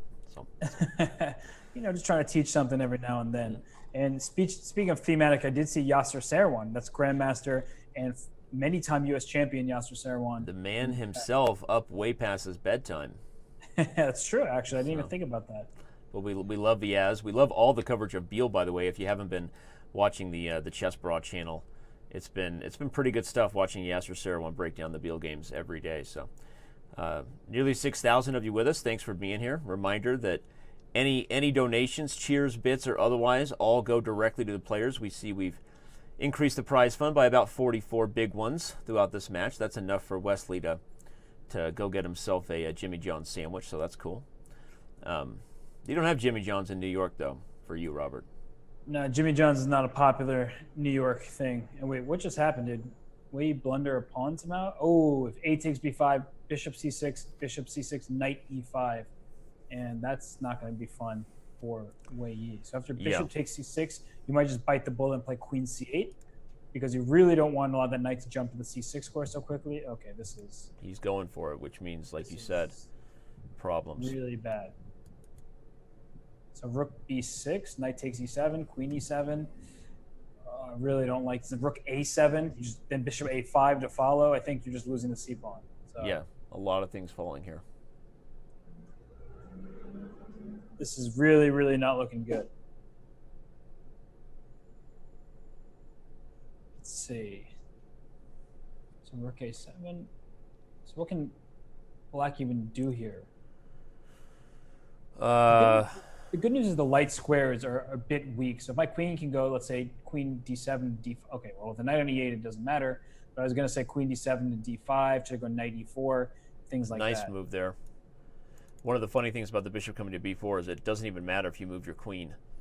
There's still going to be a lot of problems with the rook on f8 and the pawn on c7. So, okay, knight d6. He's just going to give up the c7 pawn, but not sure where the compensation is coming from. Yeah, rook takes c7. Take with a c rook. Just now you have two rooks in the 7th rank. You're up a pawn. Bishop b4 or bishop maybe bishop a5 first, and then bishop b4. But this is just very nice, accurate play by Wesley So once again. You get a good position. He doesn't, he doesn't let his opponent back into the game at all. Okay, bishop b4. Now he's starting bishop c5. The f7 pawn is weak. And resignation. Wow. That was like, that almost happened too fast. You know? Like when Wei Yi's remembering this match, he's going to be like, it all happened so fast. Are you trying to sing Summer Lovin'? Had me a blast? You know what? I had me a blast. I'll tell you that much. We've got confirmation that Jimmy John's is alive and well in Jersey. So if Robert's looking to take that drive to the Garden State. So. Yeah, not very often do I venture apart. I was in Madison, New Jersey last month, though, so I saw friends play. But speaking of play, we see another Catalan being played, and this time Wesley on the black side. And bishop c6, these lines, the point is by putting your bishop on c6, you can actually continue to bother this queen on c4. So you can play bishop d5, and this is just played. And if the queen goes to d3 or to c2, you can play bishop e4. It's always a move you can throw in if you'd like. Right, and he does like. But one of the funny things about this maneuver, though, is White ultimately wants the bishop to land on e4 before going to c1. It's just a slightly more loose square, allows you to develop your own knight with tempo, whether that be to c3 or d2. So as far as a thematic type of common retreat there by White, this queen c2 allowing the tempo is not by accident to try to get this type of position, and for exactly the reasons you're seeing here. Yep, and here Black will play c6, but knight a6 to b4, and say my pawn structure is impenetrable. You can play e4 and try to make an even larger center. Yeah. It doesn't matter, because if you ever try to break through with like d5, we'll start trading everything. If you play e4, e5, from White's perspective, now where you're going to make progress from. So here, Black's next move, pretty much no matter what, would be c6. Maybe if you play queen c2, I'm going to play knight c6 first just to go to b4. But c6, yeah, for sure is going to be played right now. I like rook d1, though, because even with what you highlighted with c6, knight a6, knight b4, it takes a few moves. So you wonder if White can play e4, and on a move like knight a6, look to do something aggressive in the center while you can. Okay, no, he plays h4. Interesting. He's maybe preparing an idea like knight e5, knight g4.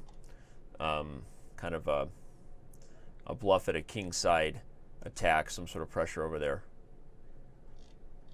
Not exactly sure. I mean, I might go for knight e5 here anyway, if I'm Wei Yi, because I don't think the trade on e5 really favors Black to give White the d file too quickly. So yeah, knight e5 with the knight on a6. That's actually knight e5 is certainly a good-looking option, because when you play knight e5 and if Black takes, and you take with the pawn, you put a rook on d6, you throw another rook to d1, your queen to f4, things like that. So queen f4, I think, is a good starting point. And queen c7 was played. Okay, if we trade queens, it's going to be very difficult for you to break through. Mm-hmm. So he keeps the ladies on the board. Yeah, but what's next? That's the problem. I think you play e3, for example, and just... You might have to, right? But then Black is choosing between, do I keep it solid, or I even look to maybe play c5 and open up my own bishop on f6. Yeah, so rook c1 stops c5, but queen b6 now. I mean, your queen's on g4, and there's no real attack on that side of the board. So queen b6 just puts pressure on those pawns, and the queen from b6 can go to b4 to attack a4. So I really like the move queen b6 there. Instead of a knight b4, which makes sense, because the knight b4 is very strong. It stops d5 from ever happening. The knight is in a good position to hop into more aggressive places if need be. Queen goes back d4, and it makes me wonder again, what was the point of this whole shuffle, right? This isn't shuffle puck. You know. Yep. It's not the Bears Super Bowl winning team. That's right. Or a Mighty Ducks reference that went over your head. But I actually got it. I just didn't want to acknowledge. I'm kidding. Nothing goes over your head. We should do our slip stack. I was say stick slaps. I can't tongue twister. I was gonna say, hard to say that 5 times fast. Yep. Tell you what else you might want to try to say 5 times fast. Wesley So is an anagram for slow eyes. Look at his eyes. Whoa. Slowly creeping up the board. If anyone ever wonders what exactly do we keep Mike Klein on staff for at Chess.com, it's for Stat Boy coming up with things like that. There you go. That's what he's doing with his time. So. Okay, so g6 is tempting White into bishop takes e6. You got to give me that sack. G4. So look at. I mean, we talked about bluffing at a Kingside attack, and well, I don't think this is is bluffing anymore. That's what I'm saying. I was, we joked that it was bluffing earlier when we didn't understand the queen shuffles, but now king g2, prepare to play the move h5. Maybe he's thinking about h5 now, which is why he hasn't moved yet. I would have quickly just played king g2 and rook h1, and I think that, again, he took like 10 seconds on that move, and I know we've been beating on this drum here, but you have to not try to calculate whether h5 is the most accurate move yet. You have to let the pieces sort of play themselves, and give yourself more time when it's really going to matter here in a few more moves. So that would be my criticism of the last few moves. Not that he's not getting an attack, but he's getting under 20 seconds in the process. So bishop e7, the threat is f5, just for the record. Ooh. In fact, rook h3 just created that trap, right? But that's an interesting sacrifice, because if I f5, queen takes e6, then your g6 pawn is also weak. Take g4, there's knight e5 hitting g6. Yeah, you could play a move like rook g1. h5 also. Yeah, h5 stops it now, everyone. f5 is just met straight up by this. Yeah, but f5, queen e6, f takes g4, queen takes g6, check, king f8. I'm not sure who's, if white's delivering checkmate or just down a piece for 2 pawns, but that's the way you have to play in a blitz match. Yep. And so if you take on h5, I simply take back, or I'd probably throw knight e5, one of those aggressive moves. Oh, very nice. Queen d6 points out the point of rook h3 being bad we talked about a couple seconds ago. The bishop is trapped. So yeah, I think he could have thrown an h6 check, perhaps, or taken on f5 right away and gotten the third pawn. So yeah, this is now this should just be losing. Yeah. H5. He only has 1 pawn for the piece, and he's back to his old enemy, living off the increment with only 2.1 seconds. Should just be losing. This is definitely losing. He'll go knight c4 and try to take on a5. Okay, or not. Yeah, you probably should have done that. Not even because whether it was going to be enough to win that pawn, but any trade you can avoid when you're down a piece, knight c4 would have been better. So knight d3, stopped f5 because the e5 pawn was hanging. Yep, a little bit of technique shown there by Wesley. Rook takes b2. I mean, b7 is protected, so it's not like... Yeah. Protected multiple times, in fact. Now this is all Wesley right now. Yep. I like what Wesley did there. He took a little while to make that move, probably trying to flag his opponent. He's completely winning, right? So whether he wins on the board or on time, you still get the same full point. But I like just spending a little bit of time, and there we see Wei Yi resigns. Wins by resignation. Wei Yi resigning and now down by 5 games. He's his position is changing slightly. Clearly a little frustrated with himself, but I think overall the games have been very, very close. But the consistent thing that's repeating is that Wesley's got more time when it really matters. And also, Wesley is very creative defensively. Yeah, like that whole f5 queen d6.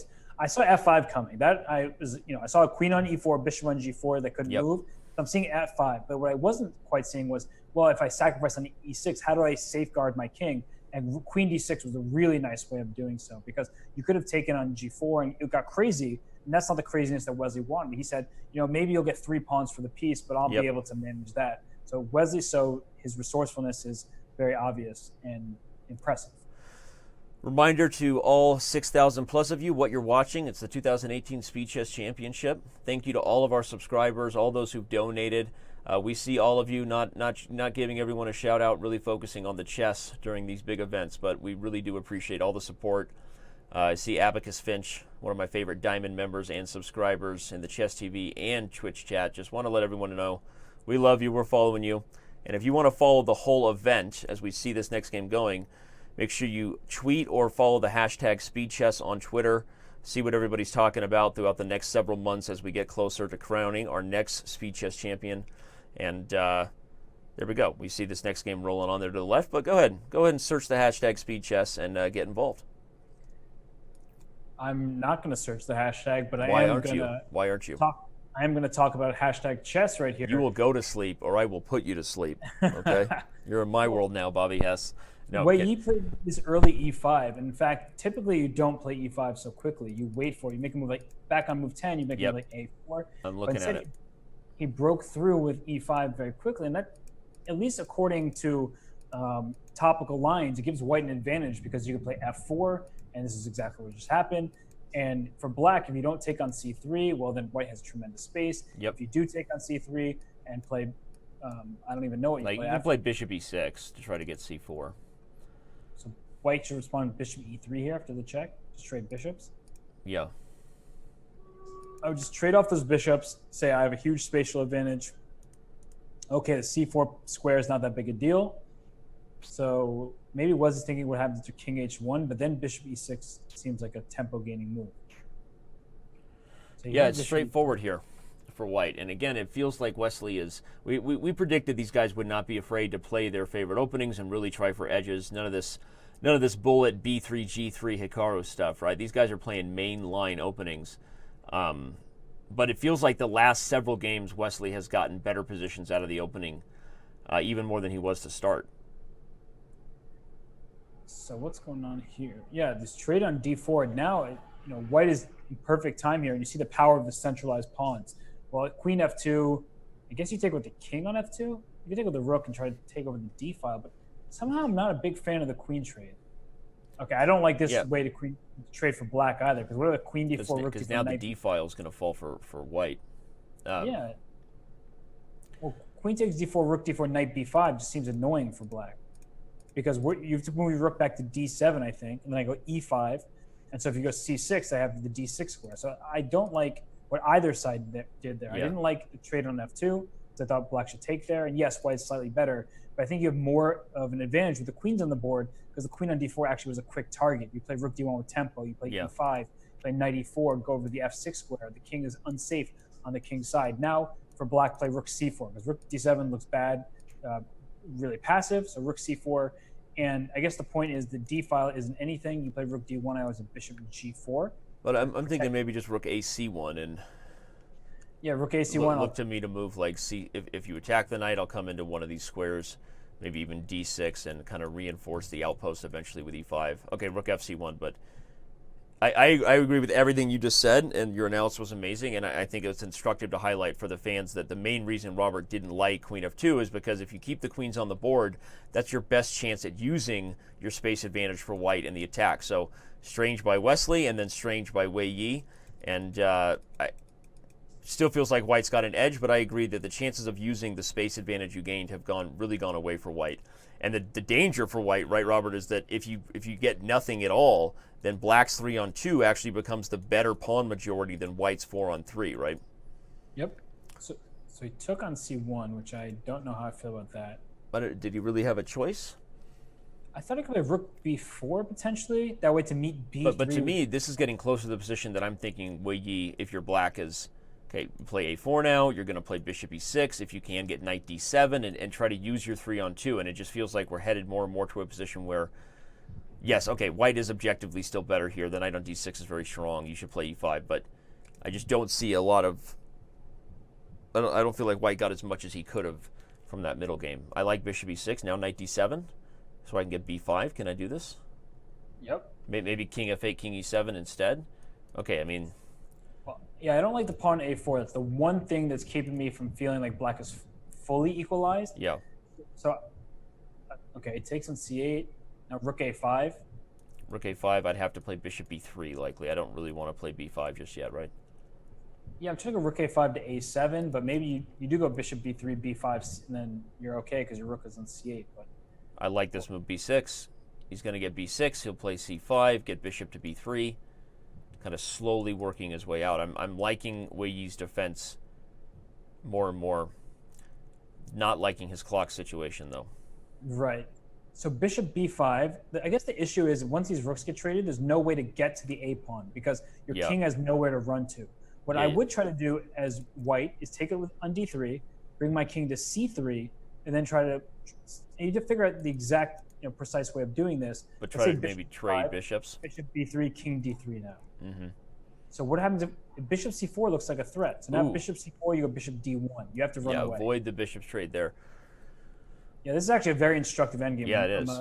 I'm a big fan of this endgame because it goes to show if you trade bishops, you may think, oh, 6 pawns on 6 pawns. But no, the king is so much faster to the action, and it's going to start winning. Whoever's king is quickly getting access to the pawns. So Very B5 nice now. technique right now.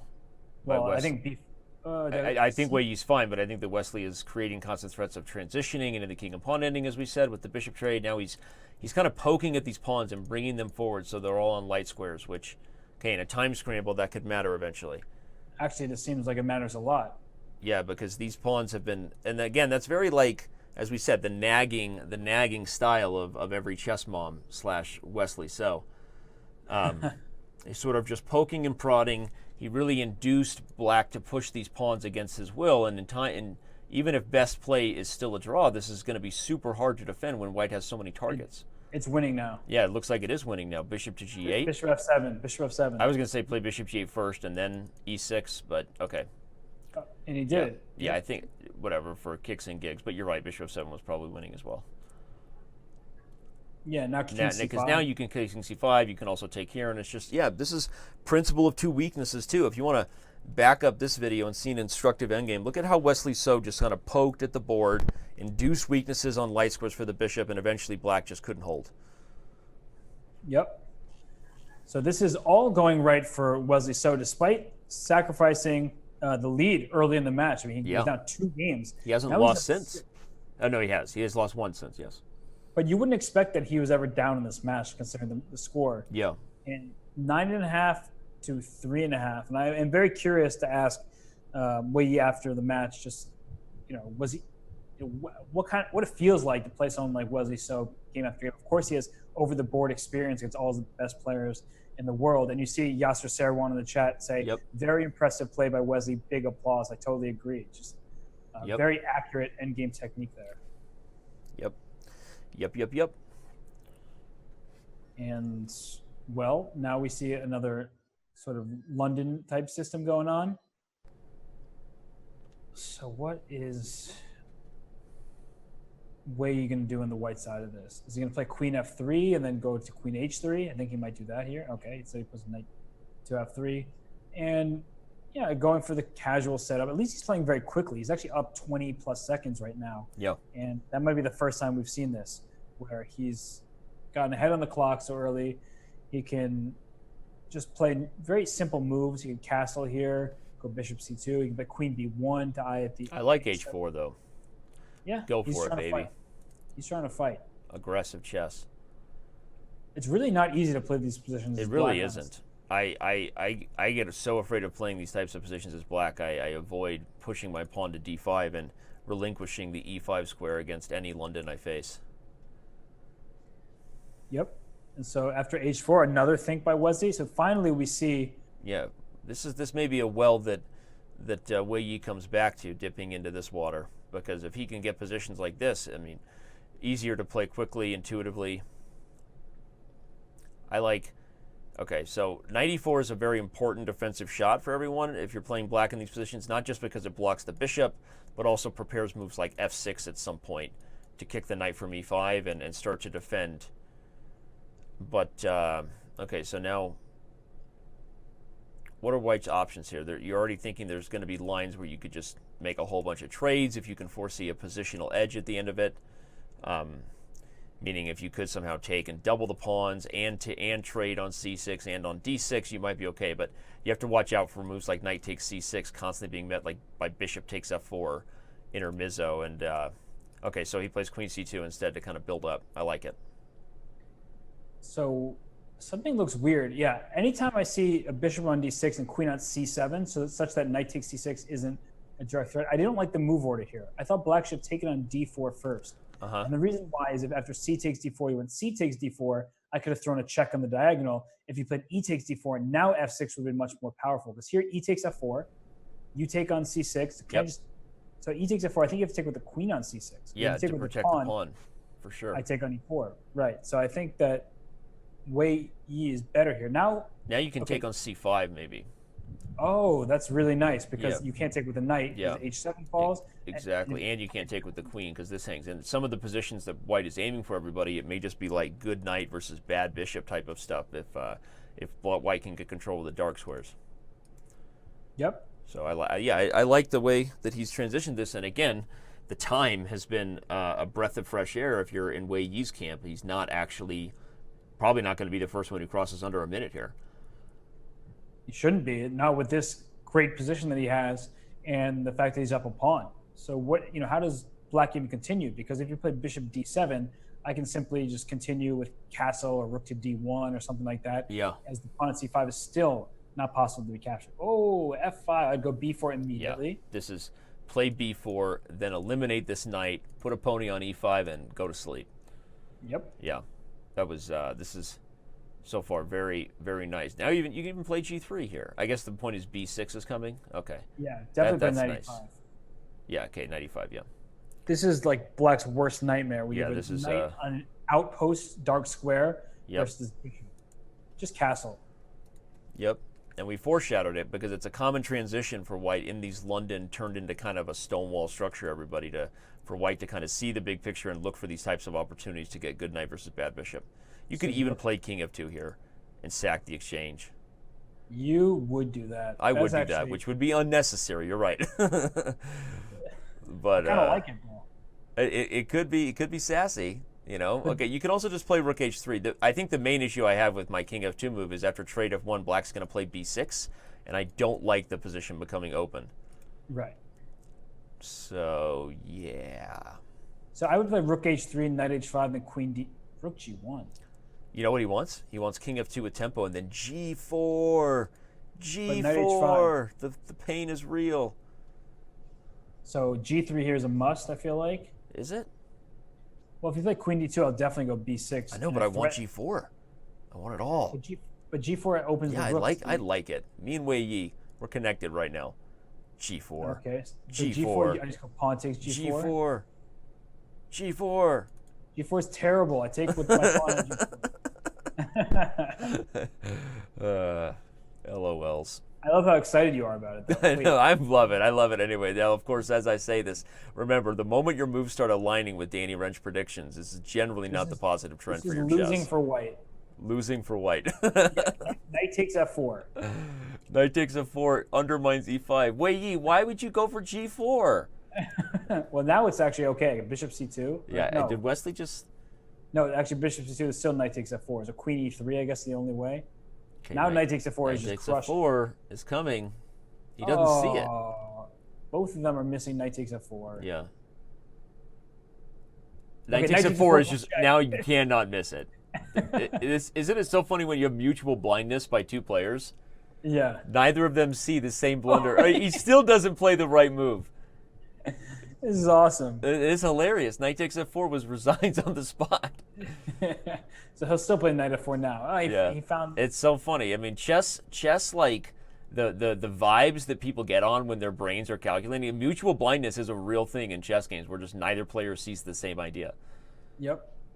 And so white is down a pawn? Just down a pawn. And king is in the center? Yeah, this is terrible. Yeah. Trade, and then queen a4, and then resigns.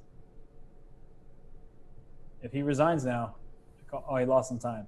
Oh, he didn't lose on time. What? No, he made a move with 1 second. Again. Keeps looking like he's losing on time, but somehow... Yeah, but he's making moves with 0.0 seconds on the clock, which is one of my favorite things to do. And Wesley wins again. So, wow. An impressive turnaround there, even if there was this fun mutual blunder of knight takes f4 not seen by either player. Yeah, I mean, g4 was just... Danny, I know you were clamoring for that move, but it's your fault the way you lost that. Hey, I'll take that one. It's on me. I'll put it on the shoulders, then I'll brush it off. But you're right. No, it's... In fact, I see... What was I even thinking with g4? There was no reason to do it. g4, 2 exclams. I see a comment from Yasser, G4, gasp, horrible. He's like, Danny, have I taught you nothing? I'm gonna make a G4 emote just for my channel, just so we remember this moment forever. Yes, that was... No, but you're right. White played really well positionally. The bind was on the dark squares, and there was no reason to be aggressive for the kingside attack and backfire. But I think Wei Yi was feeling the pressure on the clock, Robert, and felt like he needed to do something. And again, that's the way this match has gone. Kind of, you're fighting against your own ghost when you've lost games because of time. Now you're playing faster in a position and maybe misplaying it because you feel you have to be too aggressive. So playing against your own ghost is bad, man. Feels bad. Not good at all. Reminds me of every sort of crime fiction book I've read where the bad guy's named Ghost. And That a so thing? yeah, This sounds like Dan Brown, unnecessary. it's definitely not Dan Brown. James Patterson? I love James Patterson. James Actually, it might be a Patterson's- James Patterson book. It probably is a James Patterson, like a Black Friday or a. I've read me some Patterson. Yeah. Good for you. Now, can you Don't stop good suggesting for don't good for you and me just because Well, you you think suggested you've read moves like better books than I G4, have. though. What? You suggested moves like G4, so I was upset at you. All right. Well, this is a Grunfeld for those who have kept track of the chess so far. We stare down Robert's book list.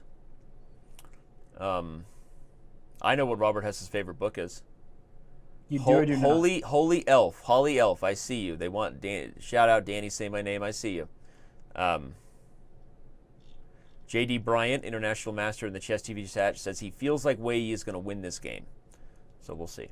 We'll see if he's Well, right. Black is doing quite well in this Yeah. position. So what happened here? Usually White goes Bishop C7. I've seen, I think, maybe Varakobian play against Jeffrey Zhang in certain games like this.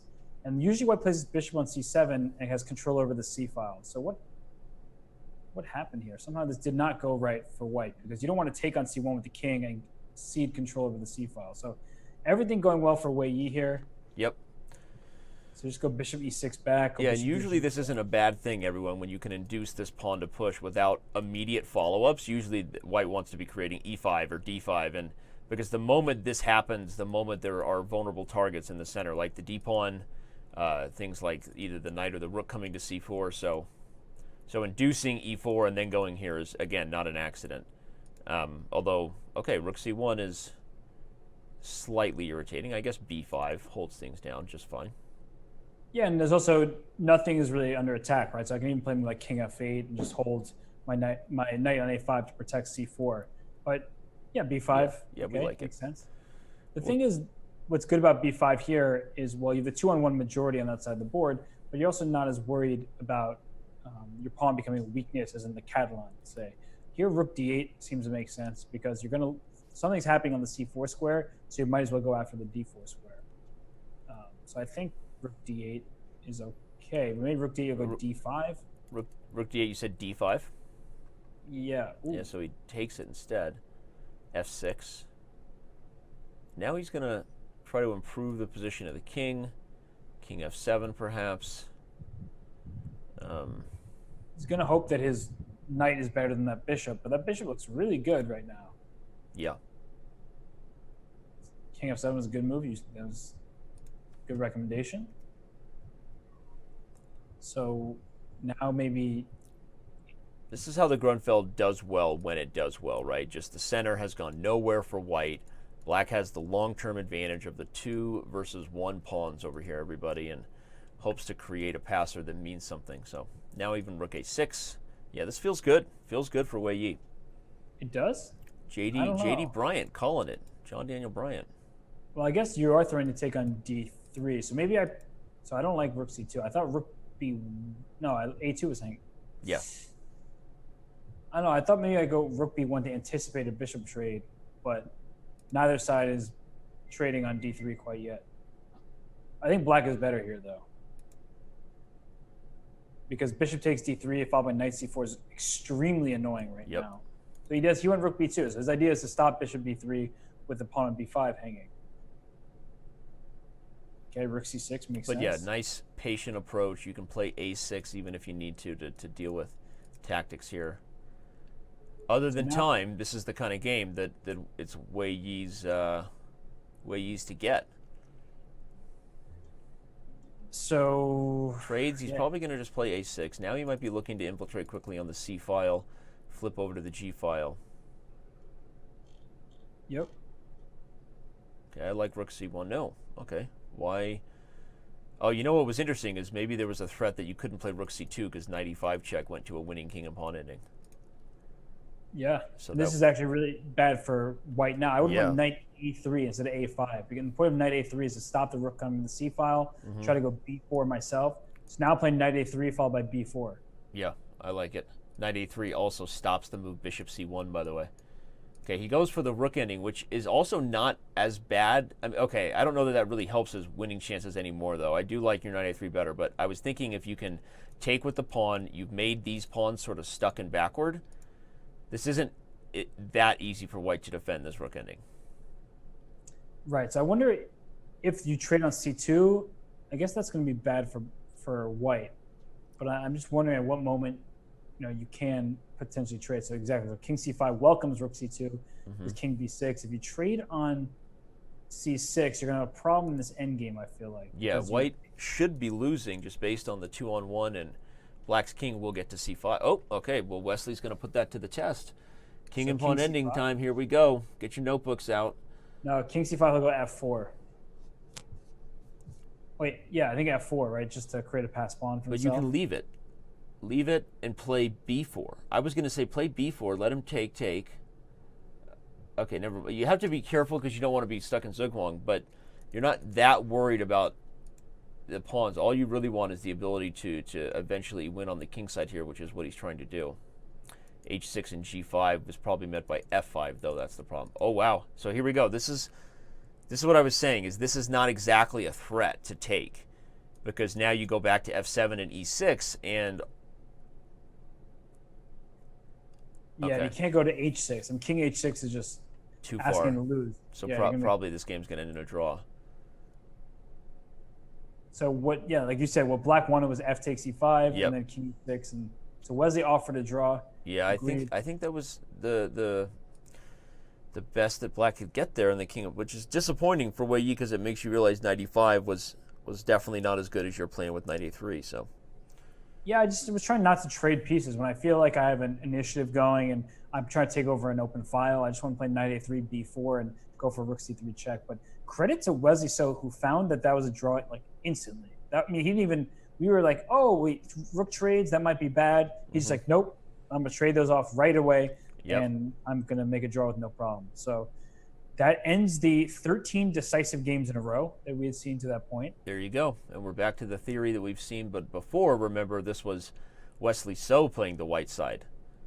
Wow, this is actually kind of funny that they're... Yeah, they flipped colors. If you're just joining us, there was a pretty interesting game in the 5-minute portion where Wei Yi had the black side of this exact same line. Now the move is a5 for black.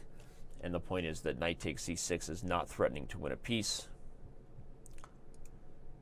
Okay, knight d5, also a move that defends the bishop, but the point is that this move is met by this, and black's okay. This is all theory, actually. Queen d7. I forget who won that game. Was that one of the ones that Wei Yi won as black? Was that one of the... Yeah, he won knight takes f4 check. That's right, that's right. Yeah, Wei Yi won this same line as black, so now he's taking the opposite color, and we have a theoretical battle on our hands. Yep. Wait, so C?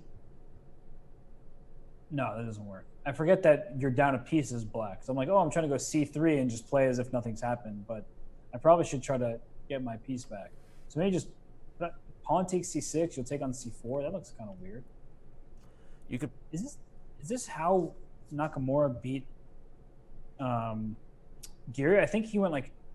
I don't think knight d5 is as good as a5 because of this line. I actually think that Wei Yi knew the theory maybe slightly better than Wesley, because Wei Yi played a5, not knight d5. Right. Now Wesley is in a position where he's forced to go to the double pawn type of ending, and white... In fact, here I think Wei Yi probably keeps the bishop first. Maybe play bishop g3 first. Okay, it's possible. You can also just take, and I guess you're immediately bringing it. But now, of course, black can take on f4 with check. But... take on f4, I take back, you have a problem b4 on c6. So just trying to claim that kind of advantage in the end game. But it's good for white either way. So far it feels like Wei Yi's gotten the better of this line as far as proving who knows it deeper. Rook takes c6 seems pretty clear. You could play king f3 maybe. Yeah, so rook takes c6, knight takes f4 check, e takes f4, bishop d6, b3. I don't want to lose that b pawn. Bishop takes f4, so now you equalize the material. Then king f3. And after king f3, I can go rook a6 next. And white's just better there. Yeah, it's a two-result kind of position. White is pushing forever. Again, right. The problem is that he's also pushing the limit on how much time pressure you can get in and expect to win. I mean, why did it take so long for him to find that move in a line that he knows well? Makes you wonder. Yep, and he's playing with a better position with the white pieces. And as we've keep noting, Yasser Serwan, he's in the chat. He must be loving white's position here. G3 now. I mean, just play G3, put that bishop on G2. Okay, King E3, also good, threatening the C6 pawn. Now Rook B6, just G3 still. Now G3 again. I mean, I don't know how many times I'm going to say the move G3 in a row. All right, same idea. Bishop comes to the E4, but I like G3 better because it protected the F4 pawn. And here, just Rook HC1, continue the pressure. This is great for white. Whether it's winning is another story, but this is very, very nice for white. Yep. So here... This is what Wesley wanted to get when he played it as white, but failed to do so. So bishop E4, Rook B6, can I do the Fisher and take on H7? That's my question. Do the Fisher. I guess you couldn't, but I wanted to. So Rook A4. Ooh, C5, I like that. Yeah, that's the right approach here, I think. Sacrifice the A7 pawn just to get rid of your weaknesses. Best chance of defending the endgame. Oh, look at that move. No, thank you. Well. Not undoubling your C-pawns. Yeah, that's a very good move because if you took on C5, of course, the bishop would take and then black's happy. If you took on A7, you would have problems if your pawn takes D4 check, followed by Rook to B4. So D5 is a good move to try to keep the advantage going. Yeah, I like it. Now you just take on D5. Okay, so we're going to see an endgame. Still going to try to force it, even at the risk of the F7 pawn. Takes? What's he saying about Rook takes F4? So Rook F4, he's saying, well, here it's King F3, but what he's saying is that you have double C pawns. I have this A pawn, an outside passed pawn. So I can go King F3 now, King E2. I don't know if the specific mattered in that position. Oh, maybe it does, because Rook D4 is annoying coming down D2. But it's still just kind of a check at this point. But King F3, Bishop takes H2 now. That's and you're going to G1. Yes. Man, you just fissured the bleep out of me. I think I get away with that, but then maybe you go after Bishop H2. We're going to find out. Maybe he should have played King F1 to stop Bishop takes H2, because then G3 worked. I think so. I think Bishop C4 here. If Bishop G1, you meet it with Bishop E2. Okay. And Bishop C4, your idea is to go A4, A5, A6, and then move your rook away. So actually, white is still clearly better here. Yeah. Although actually, Bishop E5 might come to D4. Oh. Bishop E5 coming to B4 where it hits A5? No, coming to D4. To D4, But even Bishop D4 is still met by Bishop E2. Yeah, and he goes for it anyway. But do I have G5, G4 check, I guess? So he's trying for this exact setup. He's trying to put a bishop on D4 and play G5, G4 check. Okay, you have King E3 here. Okay, he doesn't go for it. Why not? I wonder why King E3 would tempo on the rook. But now Bishop D4 followed by G5 is huge. So Bishop D4. Yeah. Now there's no King E3. I think that was huge. And if he loses this game under time pressure, oh man, that's a huge loss. Giving up the A pawn is just conceding to. He's probably going to lose now. I mean, frankly, just looking at time and looking at the situation, G5 and G4 comes anyway because you win the bishop. Oh my gosh. Everything's going wrong. Everything's going wrong right now. Bishop C4. Okay. Just run King E4 and take E4. on H5. Hope you have a draw. Wesley will give check on F4, I bet. And yeah, instead of taking King D3. And he won on time. Oh, no, he didn't. Oh, barely. That was the right move by Wesley, though, to try to get him to lose on time. 0.3. You have to pre-move there. You know, quick mouse skills for Wei Yi. And that is just, I said that Wesley wins on time. Wei Yi's just unable to avoid the time pressure. His connection is actually better than it even was to start the match, but he's just losing these games under. But again, you know, the stronger player is winning regardless of how they win, right? Whether it's on time or on the board. And I think that it doesn't mean that the criticism isn't fair, that the time should be managed differently. It's just that Wesley gets a ton of credit for being creative, like you said, putting pressure, defending resourcefully when he needs to, and just creating problems for his opponent to solve. Like this little mini bishop takes H2, bishop G1 problem, right? He went Fisher. Never go full Fischer. Yes, the half Fischer seems the way to go. Half Fischer. No, it's very impressive. He just has great technique. And all right, so now we see it on Wesley with the white side of this position. He's up a pawn. So black has to prove compensation. In a blitz game, I always think taking the gambits tend to be a good thing. This is not the gambit where all of a sudden black is to checkmate you. It's a gambit where, okay, maybe black will get enough compensation to equalize. And that's great at the high grandmaster level in classical chess. But in blitz, it's so difficult.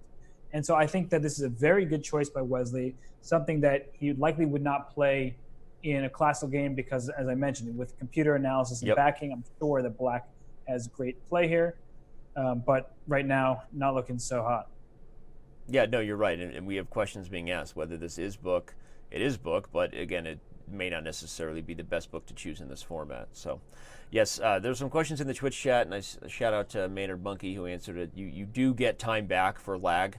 I honestly don't know all the details of how it works, but there is latency forgiveness to some degree, and then it's calculated based on when we're able to detect when the move actually reaches someone's browser versus when it reached the server, and that's sort of try to keep the games as fair as possible, even to people with bad connections that way. But it's hard, and overall, it's just not exactly why this is happening. But he's getting himself under time pressure, which is just like we said. Not consistently a good idea. Although here what happened after b3? He's got to be b3. Wait, he's take over the c file now. Yeah, bring the rook over to c8. You could also take on f3 here. By the way, you could have taken on f3 first because the queen was sort of overloaded and doubled the pawns and had e5 shots. Yeah, but he can still do it. He's going to go queen b5, Danny, so you can't castle. Oh, sneaky Robert. Well, that is the huge downside of taking on c7, is that you just give up the c file, and you are down quite a bit of time and development. So queen b5 is coming, stopping you from castling. So here, queen b5, I don't care how many pawns I potentially give up. Queen d5 is the move. And actually, I'm going to go bishop f8 next after queen b5. When you play queen b5, I think e5 first. Okay, king b2 is a nice quick move, though, by Wesley. When you just recognize you're in a tough spot, he's just going to try to play the most intuitive way to simplify out the position, make sure he doesn't get mated. And I think black has compensation, but I just think the quickness of which he responds, it just really sets the tone that now Wei Yi's going to try to prove something, and look at the time tick away. Yep. So e5. Go e5. You got to. Even take f3 first if you want, and then go e5. I agree with that, too. Take f3, takes e5, makes sense. You're opening the position. You're targeting the d4 pawn. Yep. Do it before you take 30 seconds on it. Bishop e4 is probably what he's looking at, by the way, because it threatens rook c2 and queen d3. Actually, bishop e4 looks just very good. I was looking at that as another option, but okay, he has knight e1 if you're rook white. c1, actually. Probably rook c1. Rook c1, queen d3, king e1. Oh, I see. You're right. He was safe. Okay, so he eventually goes for this. But again, problem is that it took exactly 59 seconds for him to decide on bishop takes f3. In a 3-minute game, that's a lot. And e takes d4 now is bad because you have queen c8 check. But queen a5, that's a nice move. Yeah, queen c3 is met by takes here. If the king moves, now you're looking at ways to take on d4. So can I take on a2? Take on a2, queen c8, bishop f8, bishop b5, queen b3 is check. We're going to find out. Queen c8 is going to be played. I'm guessing bishop f8. Yeah, I like the fact that if you try to take the e pawn, I'll get the outside pass pawn with the a pawn. So I would go queen c takes b7 here probably.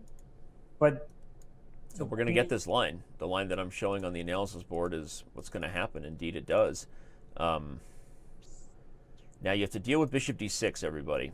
If you're black, that's a problem. So he brings the queen back with check. He'll probably put the lady on d5. You could put on b4 as well. That's true. Maybe b4 is just the easy. He's playing tickle, gaining some increment clock. Now queen b4. Okay, queen b4 check. He's going to repeat too many times. It's going to be a draw.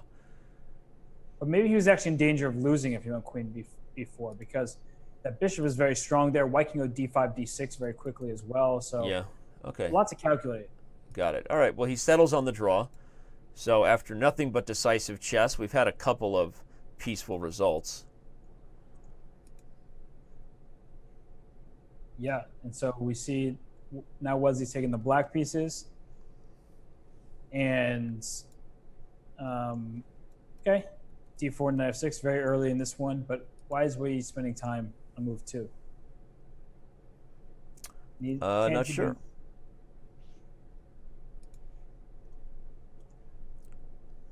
So down by 8 games, which is likely going to be really tough to overcome in bullet. We still don't know exactly what Wei Yi's bullet prowess is. You mentioned that he's been playing a lot of bullet on Chess.com to prepare for this, but tough spot to be in with that much of a deficit to overcome. Yep. So Wesley dodging tough positions in several different games. He's getting good positions as well. So it's not like he's just in a bad position every single game. The difference is he's converting his advantages. Yep, and Wei Yi's not. Wei Yi absolutely is not. So, yep. Okay, G4 is a sort of desperation attack, in my opinion. I'm not saying it's bad. I think objectively it's perfectly fine. But I think it's one of those showing me that I just need to get a win and I don't care how. I'm going to throw all my pieces at you. I don't necessarily disagree with the strategy, though, and all of Robert's students out there can earmuff it for me. Earmuffs. If you're a Roberts student, you can earmuff it. But, from a practical perspective, even though you always want to be as objective as possible, you have to create a chance to win. If you don't bring this match within a couple of games before bullet, you have no chance. Mathematically, you almost have no chance. So I'm with it. I'm with the aggressive play. I'm with it as well. Oh, you are? I am. You didn't say, hey, buddy, earmuff it for me. Yeah, I don't want to earmuff anybody because you are right. There is an 8-game deficit. You going into the bullet portion. Yep. Wesley So is a good bullet player. He may not be Hikaru Nakamura level bullet player, but he's good. And so, in order to go +8 in the remaining time, you need to win these last 2 3-minute games. So you're at least within 6 games. But I think it's realistically Wesley's going to be hard to knock off here because you're up 12.5, 4.5, and the way the games have been going, I have not seen anything that leads me to believe that Wei Yi will defeat him as the clock gets down, to 1 minute from the very start of the game. Yep. Agreed. Yep. He needs to move. He's looking at bishop b5, I think. So bishop b5, that move looks interesting. I thought maybe he was trying to induce c6. Maybe there would have been tactics on the undefended bishop, but settles on queen c7, a nice way to overprotect the knight and say that if you castle long, which he does, maybe there's tactics now. I don't see any. But bishop e2, just play the thing is, you just play quickly, right? Just make a move. Bishop e2. You may threaten bishop h5 at some moment. Play bishop b5, and you just make a move here. Right. Just go. So king b1 here makes sense. We always like our king to be on b1, it feels like. What else? Bishop e2, as mentioned. a4, a5, maybe. It's probably calculating knight g4 to see what's happening if I try to go for the h-pawn. But yeah, you got to move. You're down a minute on the clock. This is, unfortunately, he's just moving a little bit too slowly. He went bishop b5. So moves, that we're mentioning and all those things, but again, it's really just you get worried you're about to see another one with the writing on the wall. But okay, we'll stop being a broken record. Let's look at the instructive aspects of bishop b5 because you're kind of inducing a bad trade for. I mean, what does black do here? Actually, by the way, I mean you're threatening d7. c6 is not going to work because of knight takes c6. So you induce this knight away from the critical spot in the center. And now you start the attack with a4. I actually really like bishop b5, and I like where it's going. I just hate that it took him 45 seconds to do it. Danny, there's definitely a tactic here. Well, actually, do I go a5? Or sometimes you go knight c6, right? a5, bishop b4, you take b6, and then take a7. That looks pretty awesome. I was also thinking, does knight c6 work? Because if you take with the pawn, I take with my queen, and throw in bishop a6, queen b7 mate. Yeah, he plays a5. No, I think he take b6. Oh, dirty girl, knight c6, you called it. Well, I thought he was doing it even before bishop b4. This is way better. There's a bishop This is even better. This is crushing. Wei Yi bouncing back with you know what Wei Yi's doing right now? He's pulling a Wei Yi. He's pulling. He's going with an immortal attack. Very nice, actually. Wesley shaking his head. Wei Yi pulls a Wei Yi and bounces back with a much-needed victory.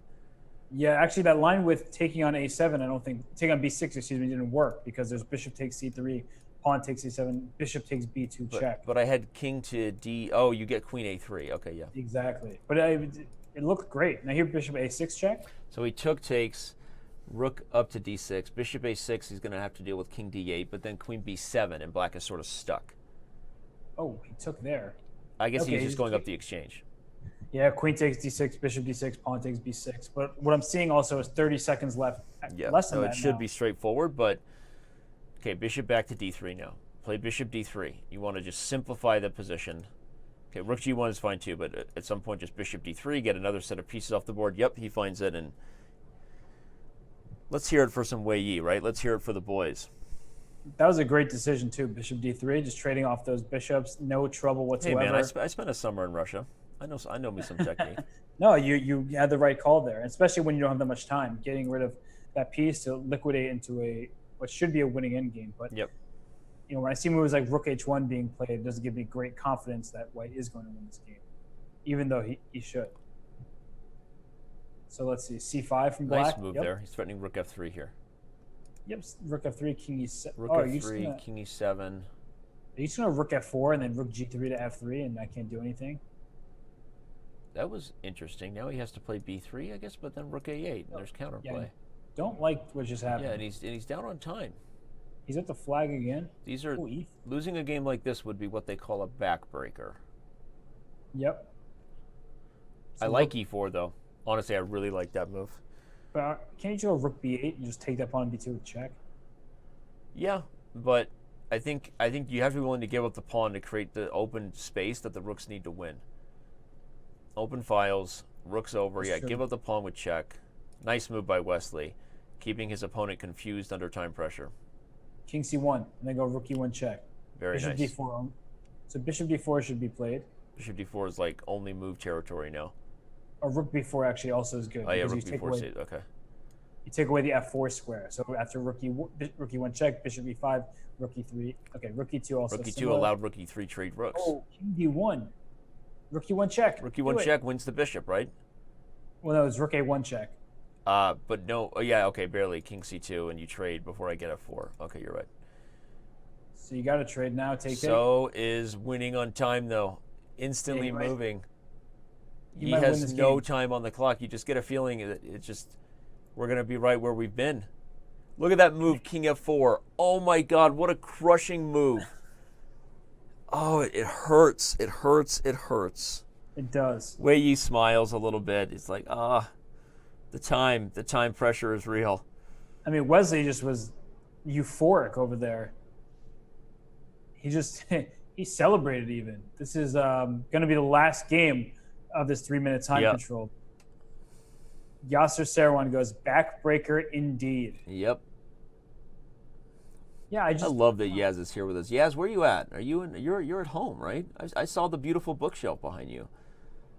I hope it's okay with the wifey that you're up this late. Yeah, I'm happy Yasser's here. Always loved speaking to Yasser, even if it's him speaking at us while we're doing this commentary. But knight a6. Okay, we have a King's Indian. I just tuned in over here. So once again, Wei Yi playing for something entertaining, for exciting, and we'll see if he's able to secure this one. But I feel like Wesley is the one who should be very comfortable in King's Indian structures because he has a lot of experience. Yes, he lost that game to Hikaru in the white side of the 2015 Sikfo Cup. Yeah, that was. But then he also won the next time they played at King's Indian. Yeah, and so he's got great experience against the best players in the world. And the King's Indian, it doesn't have to be tactical. Look at the position right now. It's closed up. It's a positional battle. Knight b4 here. I think I had a game against Sam Shanklin on the black side of this position, and the game ended in a draw. This was probably 2011 U.S. Championship. Bishop takes f3 here because you can't take with the queen because knight c2 comes. So you take like this, knight a6. And from black's point of view, you say, I'm going to go knight h5, play f5. You have these doubled f-pawns. From white's perspective, you're like, look at my monstrous queenside initiative. Your knight on a6 is terrible. It's typical kind of King's Indian play here. And my game against Sam was very interesting. And and end in the draw as mentioned. But Wesley, a focused Wesley with knowledge of these positions should be feeling quite at home here. So let's see. Black just playing knight h5. Yeah, I don't know what he's thinking so long about. Knight h5 and f5 is just the thematic way to play the position. You kind of have to try to, okay. Knight d7. Knight d7 is saying, I'm going to play the same idea as f5, but I'm trying to be a little more prepared to protect the queen side. But typically, these positions, you can't really stop White's attack, right? You can maybe hope to contain it for a little bit. But the point is, I'm usually in favor of knight h5 because it opens up the knight f4 possibilities and other kind of dynamic ways that it's just fair to say that if you really start focusing on just defending White's breakthrough of c5 and not using your own aggressive play on the king side, that, the writing is on the wall and White eventually will win on the queen side. Yep. So okay, but queen no, b7 is nice. You're going to come to h4, I guess? Yeah, actually, now you can consider playing f4, queen h4, g5, h5, etc. Because by playing f4 now, the bishop on f1 doesn't get h3, e6. Yeah, I think that's key.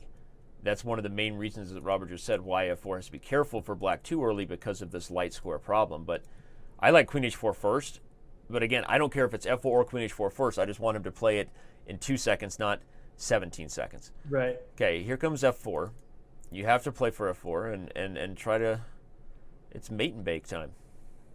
Yeah, f4, you can even play g5, rook f6, rook h6. The bishop on f1 is a very good defensive piece for the time being because it will also help h3. So what's the tactic coming? Well, black's not even going to take f2. You don't even want to open up defense. I don't think you're taking f2 here. I think you're just playing g5. Well, I like that move because you can't take on a6 because that's losing a very important defensive piece. Yeah, this guy's needed for later purposes. So do you go through with typical, again, King's Indian counterplay, knight a4, here on b5? I don't love b5 here as much as I do in some other ones, but d6, I guess, is a possibility. Here it is. Yeah, opening up the diagonal and the d5 square. But what if you just take it? The bishop on d2 is stuck, which is a big problem. Yeah. No, it's one of those funny positions where, White is doing all these things that we normally see as strategically really potentially dangerous for black, but because of the double pawns, it's not like a traditional, say, Robert, like a Zamish King's Indian where White's pawn structure is totally intact for White, right? Here, White has other problems, so black can just take these pawns and maybe play a different type of game. Maybe he doesn't have to get checkmate to win this one. Yeah, he's backing up. I think he's saying, you know what? You gave me a lot of pawns. You've got double pawns. This isn't an easy, safe structure for White like it normally can be in a King's Indian, so... Yep. Me like it.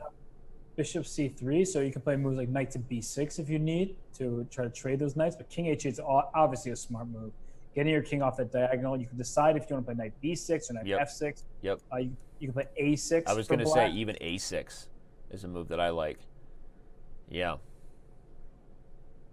So now if a6 I can't take because the rook's hanging. But you can play... You could play knight b6 and it no, takes... knight b6 oh, knight... Sick. I got to show that on the analysis board because it was a blunder by me.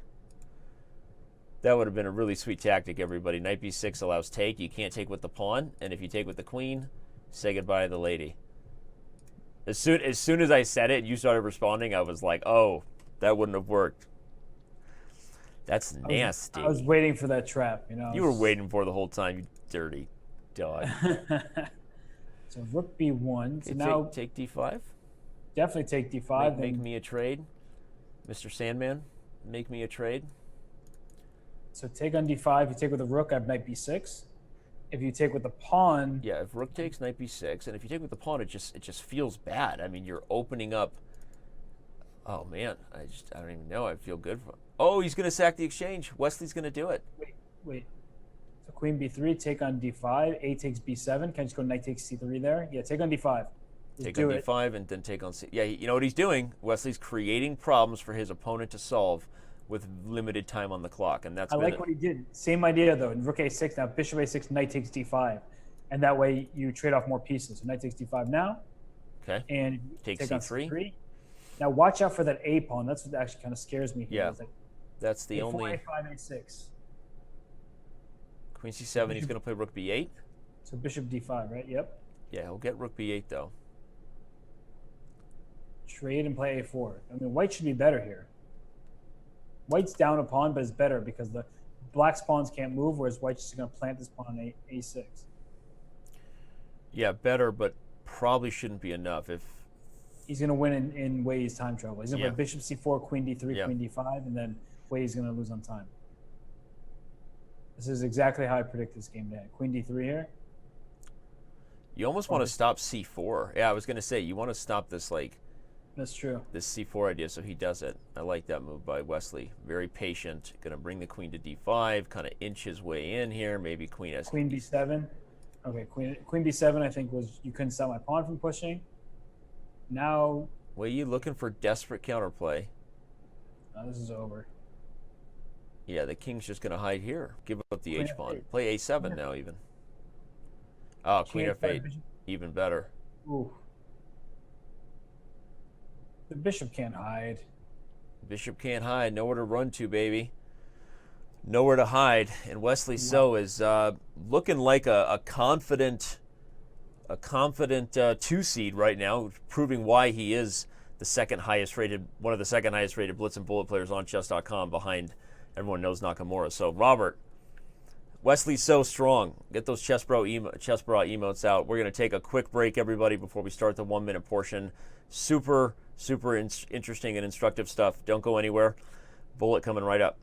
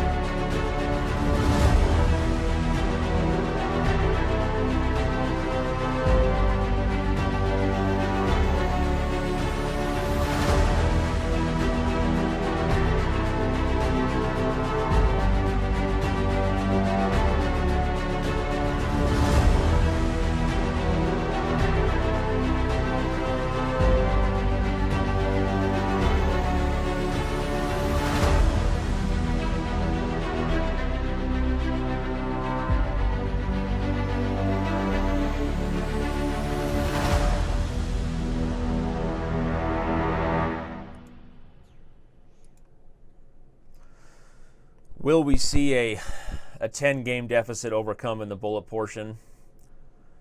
It would be the first time ever, Robert, but I'm open to new things. Are you a try chessual these days? You open to trying new chess things?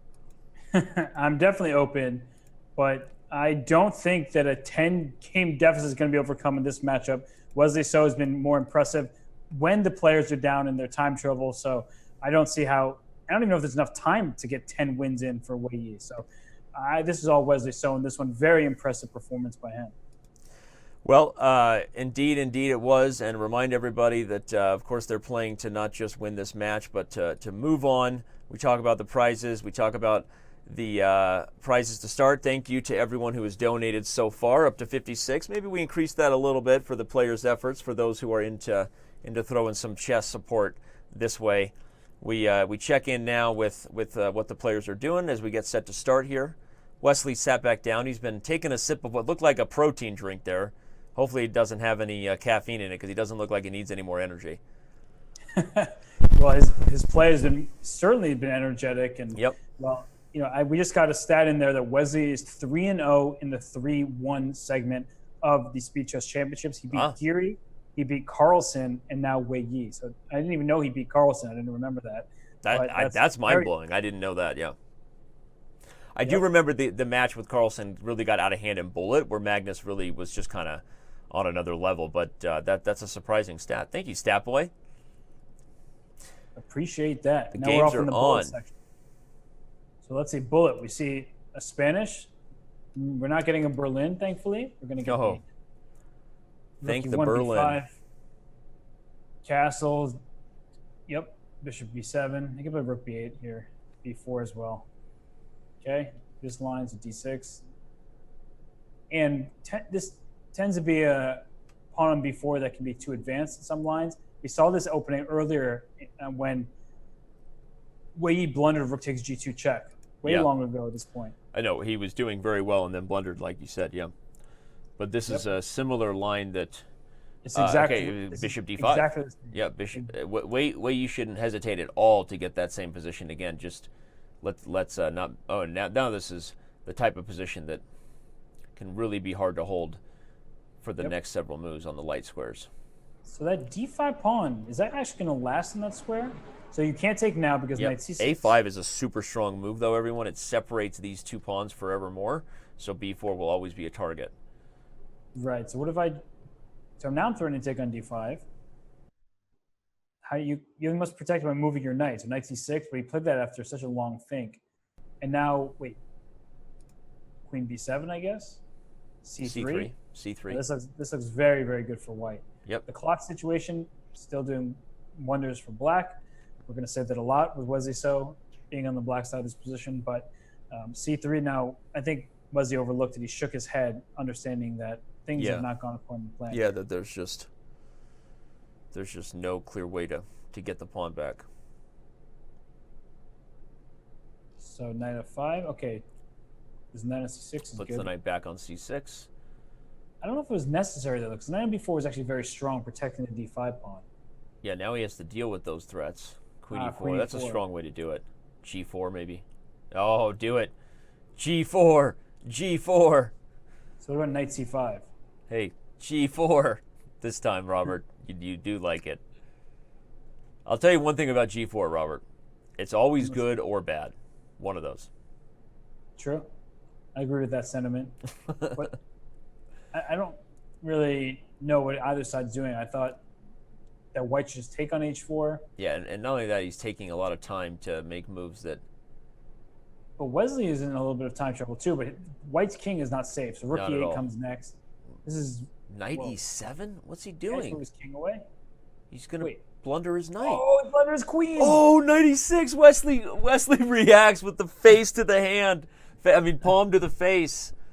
Let's get the palm to the face emotes going here. That was funny. I think Danny, he should just went king h8 and he was completely winning. But of course, king f8 is tempting because there's a knight on e7. So that is Wei Yi fighting back in this one. But that's why we were right to say knight e7 is a horrible move, and then Wesley blunders right back. Yep. And he didn't challenge Wei Yi's connection because I would have thought about it with how much lag there's been. And he's flagged Wei Yi many times. Yeah. Okay, so what's going on here? He could have taken on c4. Instead, he's just putting his knight on e4. Play f5 to follow. That way he gains more space. This is like a stone wall type structure, and it's not like the but e5 looks like a good stone wall for white. I mean, I just feel like whenever white has already just accelerated the attack to this level, it's only a matter of time before we undermine in the light squares. You can retreat the knight from f3 and even kick it out of e4, but I don't know. I'm biased toward these types of structures with white because I just don't believe in any attack against a fianchetto structure that doesn't have a Yugo and a Slav in it. Well, yeah, I agree with you that white is very solid here, and this is just looking good for white. But how do you break through? That's a big problem. So, the point is, like, you have this undermining tension, and black can't ever take anything without having positional problems. The bishop on c8 is bad. Yeah, so you build up rook b1. I still think at some point you're going to retreat this knight to try to get f3. Although now that black has established g4, you're not really going to be playing for f3 anymore. Yep. And in fact, black can play c5 at some point to open up the position, especially after f3. If you play f3, I'm definitely going to play c5. Now I'm definitely not going to play c5 because your knight's on b3. But okay, so you have to take on. Yeah, this is nice technique though. So rook b8 or take on b5. I'm not sure. I'm not happy with either, and neither is Wei Yi's. Taking time because it's frustrating. Yep. So c5 here? I was going to say take with the a pawn so you could get c5, but you were right. c5 right away is even better. Well, b7 is really a very important pawn. You can even just take back on b5 now. But I thought knight takes b7, sacrifice the a pawn temporarily. Wait a second. You want the c6 square, or you want put the knight on b7? Anyway. So bishop takes b6 force. Now play knight c6 and queen g7. Black can kind of get some counterplay over there. Yeah, you want to put the knight on e4 if you're black, and even maybe h5 and h4. Who knows? Yeah. This actually suddenly, Wesley, the space on the queen side didn't amount to anything concrete, and now we're starting to feel like knight e4, h5, h4. Black is working it. Oh, the b5 pawn. So take on c6 and take with the queen on c6. No, black is better. Yeah, black is better all of a sudden. So play. I don't even know what to play. Move your queen somewhere. Oh, a5. A5 is very nice. Fear. No fear. He's got to work it. Ooh, knight d6 now. Bring that Knight knight to d6, c4. bring it to c4. Trust your intuition. Use the force. No, you take with the d pawn in that structure, so you can put your queen on d5. It doesn't really matter, I don't think, but I thought taking with the d pawn was just now safe. he has to back the bishop. Oh, he takes it. Yeah, he's gonna go rook a5 and win that pawn on c5. Oh, but if he does, he loses the a pawn. So Yeah, which I don't think he should lose, but I think he gave away his winning chances with that so rook decision. c to b8. Good move. If you trade on b8, you have this outside pass pawn. So I don't have rook b1 check ideas. I was trying to go like rook b5, queen a4, rook b1 check. You just move your king and you should hold. Now you got to be worried that your king becomes the one that's open. Okay, because of that, he takes the ladies off the board. I think rightfully so. And it should be a peaceful result. So h5.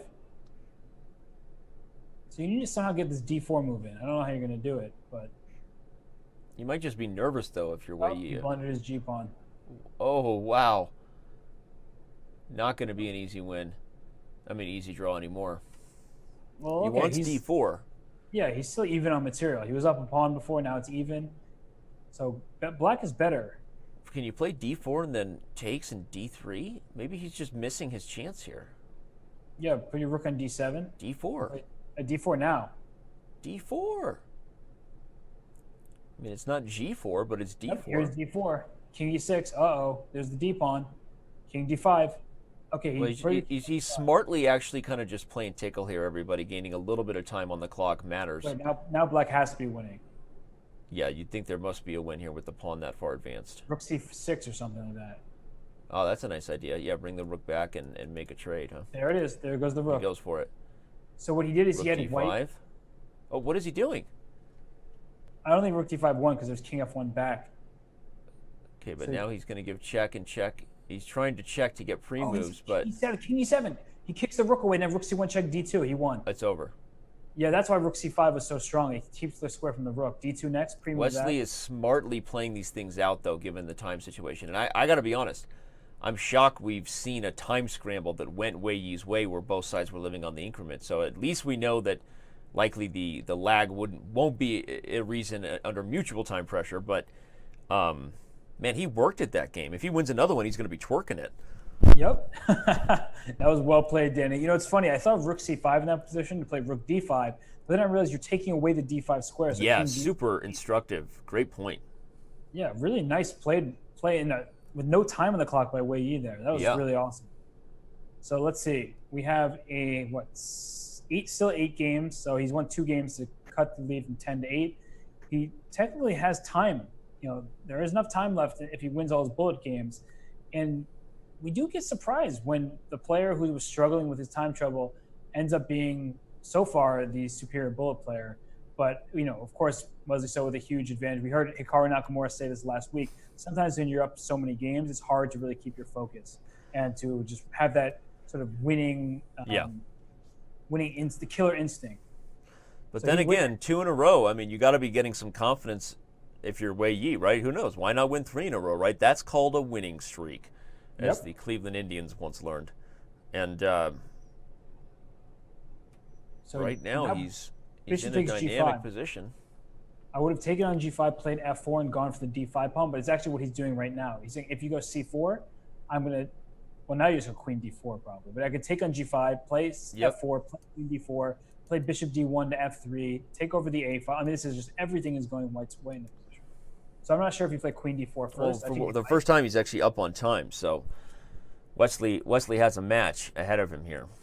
Yeah, and great use of the clock, honestly, by Wei Yi right there. So wait, take on g5, play take on f4. g5, sink the queen in with f4, and do Robert's plan. Just go f4, bishop d1, bishop f3, and I don't think that. Okay, rook a7 is strong too. It threatens e6 in some positions, I think. So rook a1. Yeah, play rook a1. Just anchor it in, And I think e6 is actually a Yeah, ton of tactics looming here for black. yeah, you're pretty right here actually. E6 is very scary to see. So Because bishop e6, takes. bishop up, there's... Bishop f6 back. Okay, no, he has to play bishop No, 6 back, but even then I think queen to c5? No. queen e3, I guess. Queen e3 threatening e7 and queen h6 at the same time, partner. Look at that, queen h6. But what do you do now? You're losing the e pawn. Queen h6? Bishop takes f5, then no. Bishop takes f5 is interesting, yeah. But don't get back ranked. Bishop takes f5 doesn't work now. So queen And e3 the back. Yeah, but Wesley's defended well. At some point, d4 is going to be very problematic for white. Yep. Agreed. So d4 now. Okay, here comes d4. So king f1. Plays e7 just to avoid d4, but that's No, a real problem because now c3 is falling. Yeah, Wei Yi has totally let the thread slip away in this one. He Queen should have a7. played the f4 plan that you were talking about, honestly, just to... So d4. Okay. Yeah, any point d4 is going to be good. Now queen takes c3 is a free It's a pawn. lot of pawns. Yep. Yeah. And Wesley stops the bleeding, as you said. You called it, said maybe he had lost his focus a little bit, and knows that he does need to win a couple games here. Can't allow a complete 10-game comeback. Well, I honestly thought that was a great position for Wei Yi. He did I think it was. He just played rook a7, which gave black that necessary counterplay to trade rooks and take over the e file. He should just went f4, bishop d1, bishop f3. And actually, in bullet chess, it's much easier to play with that kind of sustained pressure than allowing your opponent sort of easy, reflexive moves. Yeah. Good point. So let's see. Here this is a very topical line. Played at the highest level many times. We saw Wesley draw Krumnik in this opening. We've seen Krumnik play it many different times. I think he played it again. I feel like we make more references to top OTB games, elite classical chess when Wesley So plays these matches, I feel like, than anyone else. Yeah, he's a very principled player, and it's working out for him very well. And in this particular game, well, I don't think White, actually, was this how the game drew? Knight h5, knight h6? He's shaking his head. Maybe feels like doesn't want to draw, but maybe doesn't have a choice. This is how Krumnik and So drew their game, I believe, with knight h5. Yep, and they just take a draw. So, I mean, okay, not the worst result for Wei Yi, given he's black, but at this point, every second off the clock that Wei Yi doesn't get a win just seals the deal. So, yeah, he's down 9 points, and there's only 16 minutes 40 seconds of counting down. So, yeah, almost no chance at this point. But he has made it more interesting by being competitive in this segment. The 3-1 segment was 8-1 in Wesley's favor. Yeah, that's just a slaughter, and really impressive play by Wesley there. And in this bullet section, we have seen Wei Yi pick up steam. And in fact, look at their bullet ratings. Wei Yi is 29-22, and Wesley 29-71. So Wesley just ran to the sink. Do you see that? He did something. Maybe he was getting some water for the cat. Yeah, I don't know, but I saw him run to the sink and run back, and so we're back to a similar kind of structure we just had, right? Almost exactly the same game, but perhaps this time Wei Yi is a little bit smarter about sinking, making sure that pawn on e5 doesn't go anywhere. Oh, but no, Wesley knows he wasn't happy with that one and wants to change the dynamics. But the light squares, watch out. Light squares, yeah. The bishop on c2 now has a new lease on life on the h7 square. Rook f7 is a nice defensive move, making sure you keep everything guarded. Your bishop on e7 is I like protected. queen e2 here. Yeah, queen e2. I think queen d6 will be the reply, and that's what's nice about rook f7 is you allow your queen. Yeah, great point. I always like it when you play b4 because if you play c before, my bishop comes to b3, and you're going to have a problem in the d5 square. So Wesley takes, but now here comes rook e1. Yeah, rook e1. That feels like a super dangerous decision. Yeah, I mean, just to start opening this thing up like that. So how does But like we said, top players are not afraid of dangerous decisions. No, sir. Can I take on c5? I think you should take on c5. Yeah, bc5, bishop c5. I take on f7. Eventually, I go queen d3. Yeah, I think that's That's what we're going to see. Queen will take, because if knight takes, queen d3 is an actual fork of the 2 pawns. So I think queen takes f7 should be played. Oh, he takes with the knight, but here comes the fork. So Did he miss G6? that? No, he's got ideas. Okay, so you got to move your rook. Okay, bishop d2. I thought rook e2 was going to be played. Wait, can you go bishop f2 to g3? Oh, No. snap. But you just go h3. h3 and it's nothing. Okay, rook e6 even here. I thought maybe you should play rook e6. You could take on h7, by the way, with check there, and then have taken on g3. Oh, that's actually really clever. But he didn't see it. And I thought maybe he should have had the rook on e6 because of pressure here, but okay.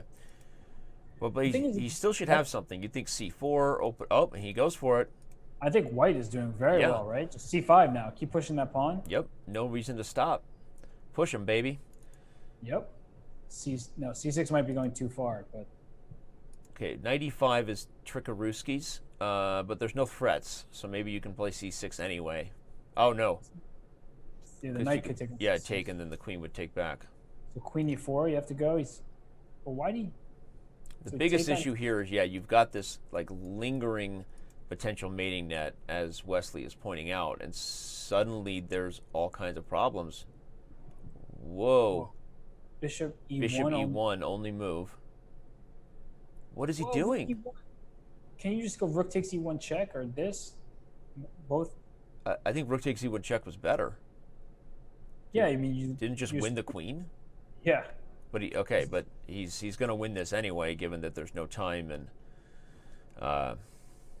and wow, a game that backfired. We've had a few of those today. For the most part, I think Wesley has, won games with a similar pattern of being up on time in critical moments and just out calculating and being more creative than his opponent. But I think there's been 3 or 4 games the Wei Yi really let get away, and I feel like this was one of them. Yep. It's definitely a number of games where we liked Wei Yi's position, and all of a sudden we look 7 moves later, and it's like, whoa, what just happened here? It's a totally different game altogether. So, yep. Unfortunately for him, he's struggling. Wesley So is like a little kid when he wins. I love it. He just smiles. Yeah. There's no shame. I just love it. He's just so happy. Yeah, he's so happy. And he's a guy who absolutely loves chess. So, yep. He loves chess no matter what, but especially when he's winning. And you always see that in his press conferences. He does these interviews, and he's always just, I was really happy to play. I want to thank my competitors for being so tough.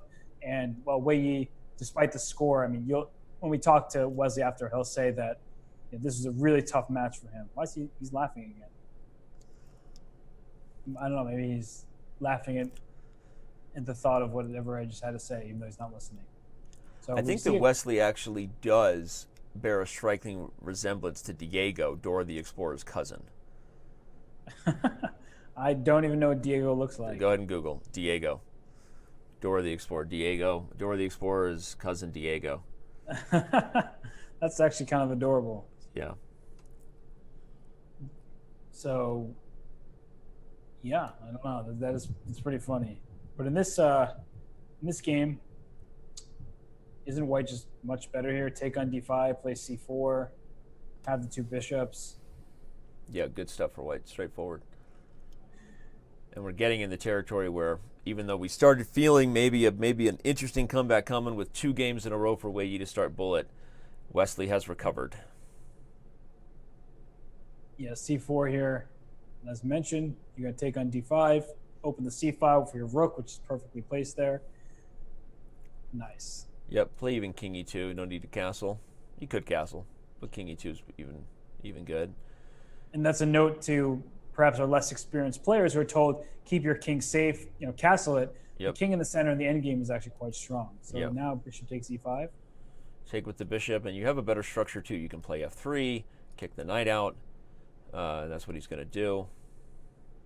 So I don't know if I would play e4 because... Yeah, I don't think you should go as far as e4, but even like bishop b1, king f2, kind of sit on this position a little bit and prepare e4. I like bishop b1, king f2, strive for e4. Look, he's going to go Fischer on him. He's going to play h5 and try to take h7. Is that going to Fischer? I thought Fischer's taking h7 and getting your bishop trapped. Well, I mean, you go Fischer or you go home, But, okay, I like e4, though. g4, g4, g4, g4. No, I want g4. Yeah, you have been all about g4 today, even when it's been very bad. All about the base, all about g4. Oh, Yeah, this is the knight on h8 is not exactly the best piece I've seen today. Oh, it's back in the action. No, the spatial advantage is very nice Yep. for white. You can now he's put a5, so he's creating another weakness on the other side of the board. You can play rook a1 here to try to open the a file. I like this move. Bishop a4. Now d5. No, takes first and maybe then d5. Yeah. But b5, okay. No, but you can take on c6 with tempo and then just work on the d6 knight maybe. That's an interesting thought. Bishop back to b3. Or knight c4 here. Just try to. Oh, now definitely not knight c4 because that I thought he was gonna take with the rook on c1. Okay, I think black's kind of getting out of this. Wasn't knight takes e4 check just hanging a second ago? Oh my gosh, it was, and it was again. So king e1. King e1 saves. But I was looking at that earlier, but there's a bishop on b3, so obviously it didn't work more. Now all of a sudden, black is the one with the passed pawn. Yep. Probably not enough to win, but with no time on the clock for either player, we're probably going to see a scramble finish regardless. Yep. Would not be surprised if Wei Yi lost in time. Yeah, I wouldn't either, although not anymore. Now I would be surprised. Yeah, it's going to be a draw. Yep. I don't even see a winning plan. Yeah, king c6, put the bishop back on f7. Okay, now you're just inducing weaknesses. Should be pretty easy to draw. Bishop f6, h3, gh3, bishop f3, king Everybody c4. gets traded. Everybody gets traded. F3 for c4 and draw. Look at that. Simple chess. That's so funny. You can still get checkmated in this one. Force the draw. Wesley smiles. He's got a great smile. Can someone put a Diego hat on this kid? I love it. So bishop b5. Diego wears like an Indiana Jones rope around him too. And you know how I feel about Indiana Jones. You're a big Indiana Jones guy. Thank you. Thank you for saying that with the least amount of enthusiasm possible. You know what, Danny? I've been talking for the last 3+ hours, and I don't want to talk about Indiana Jones right now. Okay. I'm glad we aired that. I'm really glad we got that out. Yeah. Are we talking about Temple of Doom, Indiana Jones? Okay, well, yeah. I mean, obviously, The Last Crusade is by far the best. Go Sean Connery or get out. Okay, just checking. Yeah. And if you... If I what? If you even mention the one with Shia LaBeouf. No, come on, that was atrocious. And I'm a Shia LaBeouf, aficionado. All right. Yeah, you love to see a music video with Shia LaBeouf. Yeah. One day I want to have Shia LaBeouf on a chess show. That's like a bucket list item for me. I mean, maybe one day. And also maybe one day this bishop on a2 will see new life. And there it is, b3. Maybe one day. Maybe not one day. No new life yet. Don't count your chickens. Wait, knight takes d5, e5, queen a5 check? Yeah, that's a problem. Queen's coming to a5. A pawn's a pawn, and this bishop remains trapped on a2. So bishop c3? Oh, castle's long. Loves it. I was not expecting that, but now bishop c3. You probably weren't expecting because it's no good. But actually, it's interesting. Okay, rook g1, actually, yeah. Suddenly there's at least something messy rook here. Rook takes d6. Bishop takes c4 is also possible. Rook takes d6. Bishop c4 is kind of... Bishop c4, takes c3, I take e6 intermezzo. Oh, he goes for you. Yeah, that's feisty. Feisty. Queen e5. What in the world? Queen e5. That's a great move. Bishop d5. Is it really that great? I mean, it's fascinating. And then rook b8 maybe, just continue ignoring everything. Yeah, don't get mated. You might get mated. Yeah, he goes for it, but... Yep, rook b8. Rook to d3? Oh, f4. So trade queens, then bishop b2 check. Then can I finally castle? Rook d3 should be played anyway, yeah. Yeah. So check. Okay. Maybe you bring the bishop back to b3 and... Time situation. Yep. Time on the tickety. But if you put the bishop on b3, everybody's defended. Now you can play king e2, double the rooks. shouldn't be a game you can lose. But with only 5 minutes left at this point, we're enjoying the chess and getting prepared for interviews. So, yeah, this is now all of a sudden. I mean, Black E4, looks the E5. one to be better here with that bishop on c5, play rook b4. Okay, g5 also. Oh wow, King G4. That looks really good. Was King G4 not good there?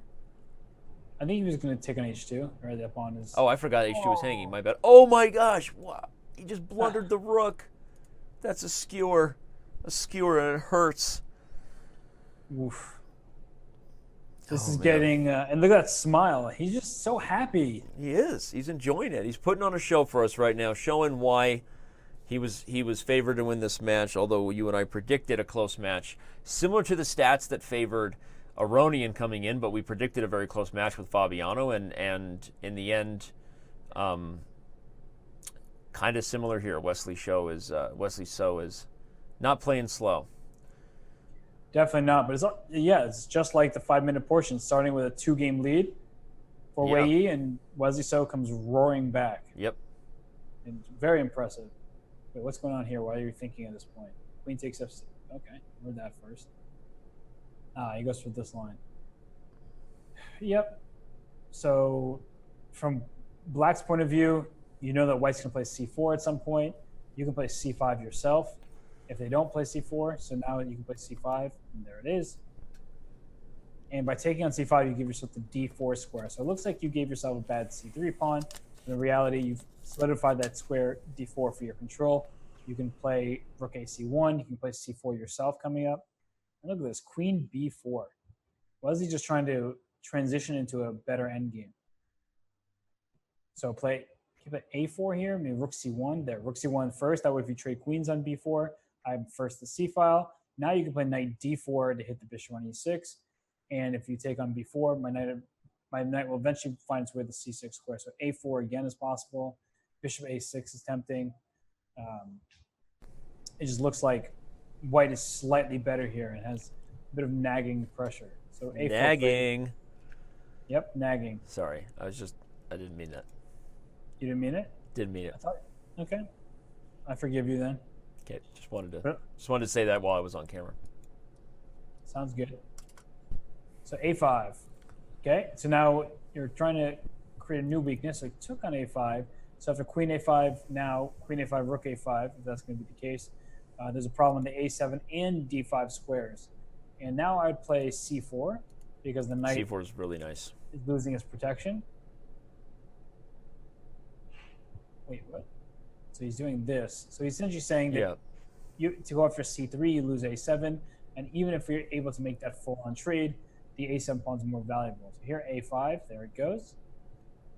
Now Black looks better. We're crossing that line where there's a chance this is the final game in the match, Robert. Oh, how much time's left?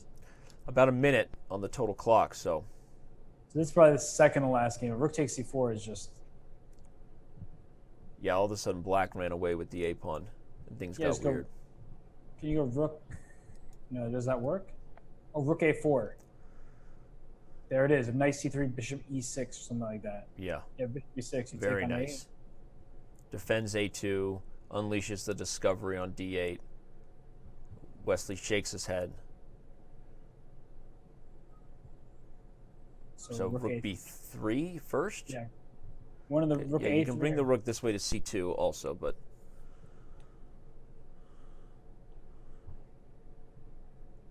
so we have one last game. One last game.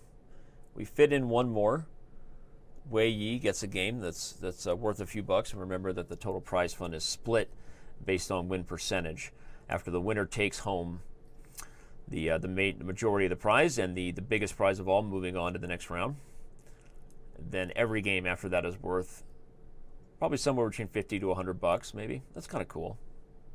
Yeah, no, it's nice to have the opportunity to play for a little bit more cash. And I mean, for both these players, they just want to win every game. So that's pretty good to see. And time is up. So this is the final game. This is the last game of the match. Don't go anywhere. We're going to talk to both these players in just a moment, as soon as the match is done. Yep. And here Wei Yi's playing like me in bullet games on Chess.com server because He went B3, Meaning he's bishop playing E2. horrible openings and on tilt? Well, I don't think it's that bad because you get knight E5 here, then queen comes to H5. Let's do a double bishop sacrifice to end this match, shall we? That would be pretty sweet. Make Lasker proud. So knight E5. Start with I was going to E5. say knight E5, knight G4. That's how you work it. But he's preparing. I have a feeling we're going to see something super sassy to end this match, everybody. Buckle up. Yep. Look, again, if you could drop a knight on H6, that's a bug house checkmate. So playing knight E5. He's patiently waiting for this idea. He'll probably play knight E2 now. No, but then you have to deal with knight B4, so he doesn't want that. Knight B4 comes anyway. So he's going to allow the capture on D3. He'll finally play knight E5. I don't know why he didn't do it earlier, but by playing knight E5, well, black should play D4 at some point. Now, yeah, I agree with you that knight E5 was what the doctor ordered much earlier. Okay, knight F5. White should just castle long there. Actually, maybe, yeah. You can just cast or play rook H3 and... Yeah, there's still all kinds of H-file problems. Whoa. And knight on G7 is not a great piece. No. So unless you're playing F6, for example, to try to kick this knight away. And do the rock away? Yep. Didn't we go through this already today? Yep. I'm about to lean back, though. I'm about to go take a break. Rekharovka. Delina Rekharovka. Castle. I like this move, rook H3 as well, though, and one of the rare times you see Wesley. Whoa. Clearly much lower on time. If you take knight F6 check, just go knight F6. Or just oh, knight F6 is even better because you would have kept it close. But even now, rook takes H5. Okay, knight E5 first. Rook takes H5 without thinking. Okay, but why wasn't taking on E3 good there for Wesley? It probably was. And then queen D2 and queen F2 was mate? Yeah, that looked really good. So not a lot of time here. You have to take H5 anyway. Let him take on B2 because it's mate on G7. Well, so is F5 coming for white? Like, what's going on? But now here? He's got to take E3 and defend. So, okay, now knight E5. Oh, okay. No, he wants to come to G5, I guess. He wants knight F3 and knight G5. That's not bad, actually. This actually looks scary for black. Yeah, you could have taken on B5 there too with the queen and then at knight G5, but he's just playing safe moves. So queen E5. Queen E5 threatens knight G5, and then queen H8 is mate. Knight You missed G5. it. Knight G5 and queen H8. Wait, queen G7 was mate in 1. Queen G7 was mate in 1, but it doesn't matter. It's mate in 2 with 1 second on the clock. That's how you end the Speed Chess Championship in style. Wesley So. That was awesome. Wesley takes the cake, but the match finishes in exciting fashion either way. So Wei Yi wins that last game. So he cuts. He actually wins the bullet portion of the match. Indeed. Well, we're going to ask both players to rejoin us now. We have unmuted their microphones. Wesley, can you hear us? Yes, I can hear you loud and clear. Can you hear me? Great. Yeah, we can hear you. Wei Yi, can you hear us? I can hear you. Well, thank you both for the match. It was super exciting chess, a lot of great moments, and obviously congratulations, Wesley, for a wonderful performance. I know those last couple of games probably didn't go the way you wanted. No, but definitely. But in Wei Yi, how does it feel to win a couple of the nicer games in the match there to make sure you had some fun here, even though I know the day didn't go the way you wanted? Are you feeling ready for your game that starts in about 2.5 hours? Yes. Yes. Yes. Well, Wei Yi, let's start with you. It felt that a lot of these games were very close on the board. You were both playing a pretty high level of chess, but consistently under time pressure, and Wesley creating a lot of problems for you when you were down on the clock, being creative, being resourceful. How did you feel about how you managed your time in the match, and maybe would have done things differently another time around? I think maybe I had some good chances, but I played too slow and there's no chances. Is it something you were aware of, that you were consistently getting under time pressure? Were you trying to make efforts to speed up, or is it just something that in hindsight became really clear? Sorry. Sorry. Confusing question. I'll try to ask slower. But Wesley, let me ask you. You, having seen you play a few of these matches, you are probably the most principled grandmaster that Robert and I have ever seen. You're always playing main lines, always challenging your opponent. Is that just your approach to the game, even in blitz, not messing around? You see some players play crazy first move openings, but you're consistently going into mainline stuff. Is that an approach that you really feel is your thing? Yeah, I thought I'd like that approach because with so little time, it's best to get a position that players really used to. And I've tried the experimental approach many times in the past, and they haven't really gone well. Like in Leon, for example. But when I got the lead in the match, I decided to just stay principled because Wei is the one who needs to do the catching up. But right. Is that something that helps you also learn from your blitz games? I was wondering that as somebody who plays a lot of openings, that you wouldn't necessarily not play in real games. In fact, you even repeated some of your own games, right? You had the repetition, which was the same as your game with Kramnik, right? And so is it a lot of people, I think, wonder how they can learn from their blitz games online. And do you feel that your consistent, sort of very principled approach means that you're even constantly improving and learning things about the structures you play, even in blitz matches like this? Yeah, definitely. There's always something to learn from experience. But actually, I'm pretty disappointed by my level of play today because, especially in the 5 minutes in the bullet section, I missed pretty simple stuff. And, once I got the lead, I decided to just wait for him to make mistakes. It was very aggravating for me to lose the first 2 out of 3 games. So I thought I have an uphill battle to climb, and I had to come back from behind. But winning 6 in a row in the 5 minute was clearly unreal, and I wouldn't have made it without a lot of help from Wei Yi. Actually, before the match, I wasn't exactly sure how it would go because I haven't really played Wei Yi in Blitz or Rapid, and I don't really see him playing too much online Blitz, so I didn't know what to expect. I was pleasantly surprised when the polls say that I have a 66% chance in favor of me, so that encouraged me a bit. I think Wei Yi is a great player. He's only 19 years old. He's much younger than me. Maybe right now he's a bit focused on the long game part of chess, but right. But for me, I just played 3 rapid tournaments in a row, so I'm still used to it. Well, Wei Yi, do you think that's true that maybe the fact that you're right in the middle in Danzhou of a classical tournament, long time controls, was it hard to play such fast time controls online? Yes. Yeah. I think it's difficult to play after some classical games and now it's Blitz games. Yeah. You started out winning. You were up 2 games in the 5 minute. What were you thinking at that point? I think Wesley missed the sound. And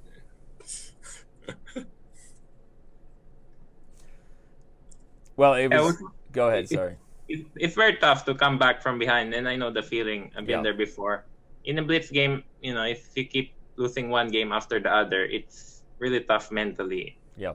To come back, somehow I was trying to do better in the bullet, but the last 2 games, I just missed a mate in one, and I think I just blundered the piece. Well, Wesley, you seem to dominate the 3-minute portions of this Speed Chess Championships. You beat Geary, you beat Carlsen, and now you beat Wei Yi by pretty good margins. Is that something you tend to play more often? Is that just a time control you feel the most comfortable in? I mean, how do you do it? Well, I do play a lot of 3-minute games in Chess.com because that's what most players fun to play. I don't know. It just happens. 3 minute. It's like a mixture of bullet and 5 minute games. It's not that fast, but at the same time, I can't think too much. I guess it just happened, but clearly in bullet, I don't know what's going on. It's just in the penultimate game in bullet, I didn't even realize that I only had 16 seconds left. Like I somehow forgot that it's just a 1 minute. Yeah. So as Levon Aronian said a few days ago, it's just I need a lot of improvement in bullet, obviously. Well, if you play that well in 3 minute and you improve in bullet, people will be nervous. So obviously you played great today, Wesley, and Wei Yi, I think similar. As you said, you played some really interesting chess, and Wesley did a pretty good job of creating problems for you under time pressure. But it's been great to have you both. Wesley, you will be moving on to face the winner, if we bring that up right now. Vidit and Zavin. That's right. So you'll be Vidit and Savin. And who would you rather face of those two? And what do you think your chances are there? I said Savin Andreasen, right? Yes. Yeah. Yeah, but I'd rather pick him. Okay. All right. Well, either way, we wish you the best of luck in that match. Of course, we will see you in that match probably a couple months away from now. Of course, you have a lot of tournaments between now and then. Sinkfield Cup, Olympia, just a few events almost as awesome as the Speed Chess Championship. Yeah, But, and the St. Louis Rapid and Blitz. So. That's right. Well, Wei Yi, thank you again. Very, very exciting, very entertaining match, and we appreciate you, and we wish you the best of luck today, playing the tournament leader in Dan Zhao. Yeah, I think he has a very important game today. Well, for me, it's time to sleep. You go to bed, Wei Yi. Good luck in your match, and everybody, thank you for watching. Thank you to all the fans.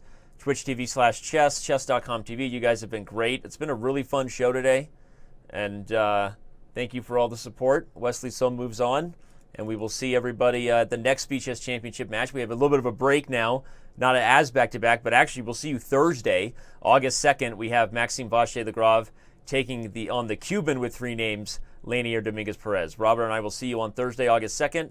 And until then, have a good night, everybody, or a good morning, depending on where you are. Good night, Danny. Bye.